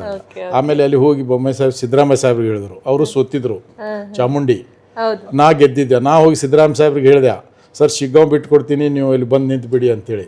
ಅದು ಫೋಟೋನೇ ಇದೆ. ಮೊನ್ನೆ ಅವರು ಉಪಚುನಾವಣೆಯಲ್ಲಿ ಎಲ್ಲ ಕಡೆ ಅದೇ ಭಾಷಣ ಮಾಡಿದರು. ಖಾದ್ರಿ ನನ್ನ ಹತ್ರ ಬಂದಿದ್ದ, ಶಿಗ್ಗಾಂವ್ ಬಿಟ್ಟು ಕೊಡ್ತೀನಿ ಅಂದ. ನಾನು ಹೇಳಿದೆ, ಬೇಡಪ್ಪ, ನಿನಗೆ ಗೆಲ್ಸಾರೆ, ನಾನು ಶಿಗ್ಗಾಂವ್ ಕಾಂಟೆಸ್ಟ್ ಮಾಡೋದಿಲ್ಲ, ನಾ ಸೋತೀನಿ, ನೀ ಗೆದ್ದು ಕೆಲಸ ಮಾಡಂತೀನಿ ಅಂತ ಇಲ್ಲೇ ಹೇಳಿದ್ರು ಅವರು. ಸೊ ಅವ್ರಿಗೆ ಹೇಳಿದೆ ಸಿದ್ದರಾಮಯ್ಯ ಸಾಹೇಬ್ರಿಗೆ. ಆವಾಗ ಬಸವರಾಜ ಬೊಮ್ಮಾಯಿ ಸಾಹೇಬರು ಸಿದ್ದರಾಮಯ್ಯ ಅವ್ರಿಗೆ ಹೇಳಿದ್ರು, ಸರ್ ಮಾಜಿ ಪ್ರಧಾನಿ ಖಾದ್ರಿಗೆ ಇಡೀ ದೇಶ ಸುತ್ತಾಡ್ತೀನಿ ಅಂದ್ಬಿಟ್ರು ಅಂದ. ಇಲ್ಲಪ್ಪ, ಅವ ಛಲಗಾರ ಅದಾನೆ ಖಾದ್ರಿ, ಅವೆಲ್ಲ ಒಳ್ಳೆಯ ಆ್ಯಕ್ಟಿವ್ ಪರ್ಸನ್ ಅಂಥೇಳಿ ಸಿದ್ದರಾಮಯ್ಯ ಸಾಹೇಬರು ಸೋತಿದ್ರು ಅವಾಗ. ಅವ್ರ ಮನೆಗೆ ಬೊಮ್ಮಾಯಿ ಸಾಹೇಬರು, ನಾವು ಸಿದ್ದರಾಮಯ್ಯ ಸಾಹೇಬರು ಮಾತಾಡ್ಸೋಕೆ ಹೋದಾಗ ಈ ಥರ ಅದು ಒಂದು ಆತ್ಮೀಯತೆ ಇವಾಗ ಇದೆ, ಅಭಿಮಾನ, ರಾಜಕಾರಣ. ಈಗ ಸಿದ್ದರಾಮಯ್ಯ ಸಾಹೇಬರ ನಾಯಕತ್ವದಲ್ಲಿ ನಾವು ಇರೋದು. DK ಶಿವಕುಮಾರ್ ಸರ್, ಅವರು DK ಶಿವಕುಮಾರ್ ಸಾಹೇಬರು ಅವರು ಚಾಣಕ್ಯ ಇದ್ದಂಗೆ. ಸಂಘಟನಾ ಕಾರ್ಯಕರ್ತರಿಗೆ ಹುರಿದುಂಬಿಸೋದು, ಕಾರ್ಯಕರ್ತರಿಗೆ ಶಿಸ್ತನ್ನು ತರುವಂಥದ್ದು. ಯಾರು ಅಶಿಸ್ತು ಕಂಡ್ರೆ ಅವ್ರಿಗೆ ಅಲ್ಲೇ ಸ್ಟ್ರೇಟ್ ಫಾರ್ವರ್ಡು, ನೇರ ನುಡಿ, ಭಾಳ ಒಳ್ಳೆಯ ನಾಯಕತ್ವ ಅವ್ರ ಹತ್ರ. ಆದರೆ ನೀವೆಲ್ಲ ನೋಡಿರ್ಬೋದು, ಅವ್ರು ಸಿಟ್ಲಿಕ್ಕಾದ್ರೆ ಭಾಳ ಸಿಟ್ಟು ಐತಿ, ಹಂಗೆ ಭಾಳ ಖಡಕ್ ವ್ಯಕ್ತಿ, ಭಾಳ ಸೌಮ್ಯದಾರ ಅವರು. ನಾನು ಹತ್ತಿರದಿಂದ ನೋಡಿದ್ದೀನಿ. ನಮ್ದು ಏನೇ ಕಷ್ಟ ಹೇಳಕ್ಕೆ ಹೋದ್ರೆ ಭಾಳ ಆಲಿಸ್ತಾರೆ, ಕರ್ಕೊಂಡು ಹೋಗಿ ಇಲ್ಲಿಗೆ ಟೈಮ್ ಕೊಡ್ತಾರೆ. ಈಗ ಬೇಡ, ರಶ್ ಇದೆ, ರಾತ್ರಿ ಬಾ ಅಂತ ಎಲ್ಲ ಕಾರ್ಯಕರ್ತರು ಹೇಳ್ತಾರೆ. ನಾನು ನೋಡಿದ್ದೀನಿ. ನಮ್ಮ ಪಕ್ಷದ ಒಂದು ಆಸ್ತಿ ಅವರು ಭಾಳ ದೊಡ್ಡ ವ್ಯಕ್ತಿ. ಈ ಸಿದ್ದರಾಮಯ್ಯ ಸಾಹೇಬ್ರದ್ದು ಮತ್ತು DK ಶಿವಕುಮಾರ್ ಕಾಂಬಿನೇಷನ್ ಈ ರಾಜ್ಯದಲ್ಲಿ ಮತ್ತೆ 2028ರಾಗ ಮತ್ತೆ ನಾವೇ ಗೆಲ್ತೀವಿ ಕಾಂಗ್ರೆಸ್. CM ಸಿದ್ದರಾಮಯ್ಯ ಅಂತ ನಾನು ತಗೊಳ್ಳಲ್ಲ, ನೀವೇ ಅಂದ್ರಿ ಸಿದ್ದರಾಮಯ್ಯ ಮತ್ತು DK ಶಿವಕುಮಾರ್ ಕಾಂಬಿನೇಷನ್ ಅಂತ. ಇದ್ರ ಬಗ್ಗೆ ಏನಂತ, ನಿಜವಾಗ್ಲೂ ಇದೆಯಾ ಕಾಂಬಿನೇಷನ್? ಮತ್ತು ಅದು ಕಾಂಬಿನೇಷನ್ ಇದೆ ಅಂತ 2023ರಲ್ಲಿ 136 ಇಬ್ಬರು ಮಾತಾಡ್ಯಾರ ನೋಡ್ರಿ, ನೀವು ಮೀಡಿಯಾದವ್ರು ಕೇಳಿರಿ ಅವ್ರಿಗೆ. ಜೋಡಿ ಎತ್ತು 142 ಬರ್ತಾವಂದು DK ಶಿವಕುಮಾರ್ ಸಾಹೇಬರು, 136 ಬಂದು. ಹಾಗಾಗಿ ನೋಡಿ, ಅವರು ಕೂಡ DK ಶಿವಕುಮಾರ್ ಸಾಹೇಬರು ಕೂಡ ಸಿದ್ದರಾಮಯ್ಯ ಸಾಹೇಬ್ರ ಬಗ್ಗೆ ಅಪಾರ ಗೌರವ ಒಂದು ನಾಯಕತ್ವ ಅಂತಾರೆ. ಸಿದ್ದರಾಮಯ್ಯ ಸಾಹೇಬರು ನಮ್ಮ KPC ಅಧ್ಯಕ್ಷರು, ಅವರು ಸಂಘಟನಾ ಚಾತುರ್ಯರು ಅಂತಾರೆ. ಅದು ಮತ್ತು ಹಿಂಗೆ ಒಂದಾಗಿ ಹೋದಾಗ ಪಕ್ಷಕ್ಕೆ ಹಾನಿ ಆಗೋದಿಲ್ಲ. ಹಾಗಾಗಿ ಅದು ನನಗೇನು ಅನ್ನಿಸ್ತಾ ಇಲ್ಲ. ಇಬ್ಬರು ಒಂದೇ ಅದಾರ. ಅವರು ಇಬ್ರು ಜೋಡೆತ್ತು ಅವರು ಗುರು, ಇವರು ಶಿಷ್ಯ ಅನ್ಬೋದು. ಅವ್ರ ಲೀಡರ್, ಇವರು ಅವ್ರ KPC ಅಧ್ಯಕ್ಷರು. ಈ ಕಾಂಬಿನೇಷನ್ ಭಾಳ ಸ್ಟ್ರಾಂಗ್ ಕಾಂಬಿನೇಷನ್ ಇದು ಇಬ್ಬರದು. ಈಗ ಭಾಳ ಸ್ಟ್ರಾಂಗ್. ನೀವು ಅದು 2028 ರಿಸಲ್ಟ್ ನೋಡ್ರಿ. ನೀವು 2023 ಕ್ರಾಸ್ ಮಾಡ್ತೀವಿ ನಾವು. ಅದು ಹೌದು ಆ ಥರ ವಾತಾವರಣ ಇದೆ. ಯಾಕಂದರೆ ಸಿದ್ದರಾಮಯ್ಯ ಸಾಹೇಬರ ನಿರ್ಣಯಗಳು, ಸರ್ಕಾರದ ಯೋಜನೆಗಳು, DK ಶಿವಕುಮಾರ್ ಸಾಹೇಬರ ಸಂಘಟನೆ, ಕಾರ್ಯಕರ್ತರಿಗೆ ಹುರಿದುಂಬಿಸೋದು, ಇವೆಲ್ಲ ಭಾಳ 2023ಕ್ಕಿಂತ ಇವಾಗ ಭಾಳ ಚೆನ್ನಾಗಿ ನಡೀತಾ ಇದೆ. ಹಾಗಾಗಿ ನಮಗೆ ವಿಶ್ವಾಸ ಇದೆ. ಮತ್ತೆ ನಾವೇ ವೆಲ್ ಸರ್. ಯಾಸಿರ್ ಖಾನ್ ಪಠಾಣ್ ಈಗ ಅವರು ಮೊನ್ನೆ ಗೆದ್ದಿದ್ದಾರೆ, ಹೊಸಬ್ರು. ಅವರು ಈಗ ಪ್ರಯತ್ನ ಮಾಡ್ತಾ ಇದ್ದಾರೆ ಇನ್ನೂ ತಿಳ್ಕೊಳ್ಳೋದು. ಅವರು ತಿಳ್ಕೊಳಕ್ಕೆ ಅವರು ಎಲ್ಲ ರೀತಿಯಿಂದ ಹೋರಾಟ ಮಾಡ್ತಾ ಇದ್ದಾರೆ. ಬಟ್ ಹೊಸ ಅನುಭವ. ನಾನು ಹೊಸದಾಗಿ ಗೆದ್ದಾಗ ಸ್ವಲ್ಪ ಎಡವಿ ಹೋಗ್ತಿದ್ದೆ. ಸುಧಾರಿಸ್ಕೋಬೇಕಾಗಿತ್ತು. ನನಗೆ ಹಿರಿಯರು ಹೇಳ್ತಿದ್ರು. ಈಗ ಇವರು ಇದ್ದರು ನಮ್ಮ ಜೊತೆ, ಅಂಜುಮನ್ ಅಧ್ಯಕ್ಷರ ಆ ಟೈಮ್ನಲ್ಲಿ. ನಾವು ಸಣ್ಣ ವಯಸ್ಸಲ್ಲ, ಏನಾರು ಮಾಡ್ತಿದ್ದೆ ಹೊಡ್ಯಾಕೆ ಹೋಗ್ಬಿಡಿ. ಇವ್ರು ಬಂದು ಹೇಳ್ತೀವಿ, ಹಾಗೆಲ್ಲ ಗುರುಗಳೇ, ನೀವು ಗುರುಗಳು MLA ಎರಡೂ ಅದಿರಿ, ಪೇಷನ್ಸ್ ಬೇಕಂತ ಇವರು ಭಾಳ ಸಲ ನನಗೆ ಬುದ್ಧಿವಾದ ಹೇಳ್ಯಾರ. ಇವ್ರ ಮಾತು ನಾ ಕೇಳ್ತಿದ್ದೆ. ಇವ್ರ ಮಾತು ಕೇಳಿ ತಿದ್ಕೊತಿದ್ದೆ. ನನ್ನ ನಡವಳಿಕೆ ತಿದ್ಕೊತಿದ್ದೆ. ಹಾಗಾಗಿ ನೋಡಿ, ಒಮ್ಮೆ ಅಧಿಕಾರ ಬರ್ತದೆ, ಅಧಿಕಾರದ ಅದು ಏನು ಇರ್ತೈತಲ್ಲ, ಅದು ಒಂದು ಕಡೆ ಇಟ್ಟು ನಮ್ಗೆ ಎಷ್ಟು ದೊಡ್ಡವ್ರಂತ ನೋಡ್ತಾರೆ, ಅವ್ರಿಗಿಂತ ಸಣ್ಣವ್ರಾಗಿ ನಡ್ಕೊಂಡಾಗ ಮಾತ್ರ ಲೀಡರ್ ಆಗ್ತಾರೆ. ವೆಲ್ ಸರ್, ಕೊನೆಯದಾಗಿ ಈ ಇಂಟರ್ವ್ಯೂ ಮೂಲಕ ನಿಮ್ಮ ಕ್ಷೇತ್ರದ ಜನರಿಗಾಗಿರ್ಬೋದು, ಅಥವಾ ನಿಮ್ಮ ಈ ಹೆಸ್ಕಾಮಿಗಾಗಿರ್ಬೋದು, ಅಥವಾ ರಾಜ್ಯ ನಾಯಕರಿಗಾಗಿರ್ಬೋದು, ಕ್ವಿಕ್ಕಾಗಿ ಏನು ಹೇಳ್ತೀರಿ? ಈಗ ನಮ್ಮ ರೈತರಿಗೆ ನಾನು ಹೇಳೋದು, ನಮ್ಮ TC ಏನಿದಾವೆ 25 ಇದ್ದರೆ 4 ಮಂದಿ ಅದು ರಿಜಿಸ್ಟರ್ ಇದ್ದವ್ರು ಹಾಕ್ಕೋಬೇಕು. ಅನ್ಅಥರೈಸ್ ಯೂಸ್ ಮಾಡ್ಕೋಬೇಡ್ರಿ. ನಮ್ಮ ಇಲಾಖೆಗೆ ಹಾನಿ, ನಿಮಗೆ ತೊಂದರೆ. ನೀವು ನಮ್ಮ ಹೆಸ್ಕಾಂ ನಿಮ್ಮ ಜೊತೇಲಿದೆ, ರೈತರ ಜೊತೆ. ನಮ್ಮ ಮುಖ್ಯಮಂತ್ರಿಗಳ ಕನಸಾಗಿರ್ತಕ್ಕಂಥ ಗೃಹ ಜ್ಯೋತಿ, ಅದು ನಾವು 100% 100% ತಲುಪುವಂಥದ್ದು ಈಗಾಗಲೇ ಮಾಡ್ತಾಯಿದ್ದೀವಿ. ಅವರಿಗೆ ಸಮರ್ಪಕ ವಿದ್ಯುತ್ ಕೊಡಬೇಕು, ಅವರು ಸಂತೋಷವಾಗಿ ಇರಬೇಕು ಅನ್ನೋಂಥದ್ದು ನಮ್ಮ ಪಕ್ಷದ, ನಮ್ಮ ಸರ್ಕಾರ ಉದ್ದೇಶ. ನಮ್ಮ ಗ್ರಾಹಕರಿಗೆ ಸಮಯಕ್ಕೆ ಸರಿಯಾಗಿ ಬಿಲ್ ಪಾವತಿಸಬೇಕು, ಅಂದಾಗ ಇಲಾಖೆ ಉಳಿತಿದೆ. ಹೆಸ್ಕಾಂ ನಿಮ್ಮ ಸಂಸ್ಥೆ ಇದು, ನೀವೇ ಮಾಲಕರು, ನಾವು ನಿಮ್ಮ ಸೇವಕರು. ನಿಮ್ಮ ಸೇವಾ ಮಾಡಲಿಕ್ಕೆ ಮಾನ್ಯ ಮುಖ್ಯಮಂತ್ರಿಗಳು, ಉಪಮುಖ್ಯಮಂತ್ರಿಗಳು, ಇಂಧನ ಸಚಿವರು ಜಮೀರ್ ಅಹಮದ್ ಸಾಹೇಬರು, ನಸೀರ್ ಅಹಮದ್ ಸಾಹೇಬರು, ನನಗೆ HK ಪಾಟೀಲ್ ಸಾಹೇಬರು, ಲಾಡ್ ಸಾಹೇಬರು ಒಂದು ಜವಾಬ್ದಾರಿ ಕೊಟ್ಟಿದ್ದಾರೆ. ಶಿವಾನಂದ ಪಾಟೀಲ್ರು, ಜಾರಕಿಹೊಳಿ ಅವರು. ಆ ಜವಾಬ್ದಾರಿ ನಾನು ನಿಭಾಯಿಸ್ತಾ ಇದ್ದೇನೆ. ನಿಮ್ಮ ಗೆಳೆಯನಾಗಿ, ನಿಮ್ಮ ಸೇವಕನಾಗಿ ನಿಮ್ಮ ಜೊತೆ ಇರ್ತೀನಿ. 24/7 ನನ್ನ ಜೊತೆ ಸಂಪರ್ಕ ಮಾಡ್ಬೋದು. Well sir, thank you so much ಕಾರ್ಯಕ್ರಮದಲ್ಲಿ ಜಾಯ್ನ್ ಆಗಿ ನಿಮ್ಮ ಟೈಮ್ ಕೊಟ್ಟಿದ್ದಕ್ಕೆ. ಸೊ ಒಬ್ಬ ರೂಟ್ ಲೆವೆಲ್ ನಾಯಕ ಅಂತ ಯಾಕೆ ಹೇಳಿದೆ ಅಂತಂದರೆ, ಆ ನಾಯಕನ ಕಾನ್ಸ್ಟಿಟ್ಯುವೆನ್ಸಿಯಲ್ಲಿ ಯಾವೆಲ್ಲ ಕಾರ್ಯಕರ್ತರಿದ್ದಾರೆ, ಅವರ ಹೆಸರಿಂದ ಹಿಡಿದು ಅವ್ರ ಮನೇಲಿ ಆಗ್ತಾ ಇರುವಂತಹ ಬೆಳವಣಿಗೆ ಆಗಿರ್ಬೋದು, ಪ್ರಾಬ್ಲಮ್ಸ್ಗಳಾಗಿರ್ಬೋದು, ಈ ಕ್ಷೇತ್ರ ಅಥವಾ ಈ ವಾರ್ಡಲ್ಲಿ ಇಂತಿಂಥವರೇ ಇದ್ದಾರೆ ಅನ್ನುವಂಥದ್ದಾಗಿರ್ಬೋದು, ಇದೆಲ್ಲವನ್ನು ತುಂಬ ಸೂಕ್ಷ್ಮವಾಗಿ ಗಮನಿಸೋದು ಮತ್ತು ಅದನ್ನು ನೆನಪಿನಲ್ಲಿ ಇಟ್ಕೊಳ್ಳೋದು, ಅಧಿಕಾರ ಇರಲಿ ಇರದೇ ಇರಲಿ, ಹಿಂದೆ ಆಗಿರುವಂತಹ ಬೆಳವಣಿಗೆಗಳನ್ನು ಮೆಲುಕು ಹಾಕೋ ಮೂಲಕ ಆ ನಾಯಕರನ್ನು, ಆ ಜನರ ಜೊತೆ ಇರುವಂಥವರೇ ನಿಜವಾದ ನಾಯಕರು. ಸೊ ಅದು ನಮಗೆ ಅಜಂಪೀರ್ ಖಾದ್ರಿಯಲ್ಲಿ ಕಾಣ್ತಾ ಇದೆ. ನೋಡೋಣ ಬರುವಂತಹ ಎಲೆಕ್ಷನಲ್ಲಿ ಏನೆಲ್ಲ ಆಗಬಹುದು ಅನ್ನೋದು. ಬಟ್ ಸದ್ಯಕ್ಕಂತೂ ಹೆಸ್ಕಾಂ ಅನ್ನುವಂತಹ ದೊಡ್ಡ ಜವಾಬ್ದಾರಿಯನ್ನು ವಹಿಸ್ಕೊಂಡಿದ್ದಾರೆ. 7 ಜಿಲ್ಲೆಗಳಿಗೆ ಕಾಲಿಗೆ ಚಕ್ರ ಕಟ್ಕೊಂಡು ಓಡಾಡ್ತಾ ಇದ್ದಾರೆ. ತುಂಬ ಭರವಸೆಯನ್ನು ಕಾಂಗ್ರೆಸ್ನ ಹಿರಿಯ ನಾಯಕರೊಂದಿಗೆ ಇಟ್ಟಿದ್ದಾರೆ. ಆ ಭರವಸೆ ಕಮಿಂಗ್ ಡೇಸಲ್ಲಿ ಉಳಿಸ್ಕೊಳ್ತಾರಾ? Let's see. ಹೋಪ್ಫುಲಿ ಈ ಇಂಟರ್ವ್ಯೂ ಕೂಡ ನಿಮಗೆ ಇಷ್ಟ ಆಗಿದೆ ಅಂತ ಭಾವಿಸ್ತೀನಿ. ನಾನು ಹೋಗಿ ಬರೋ ಸಮಯ. ನಮಸ್ಕಾರ.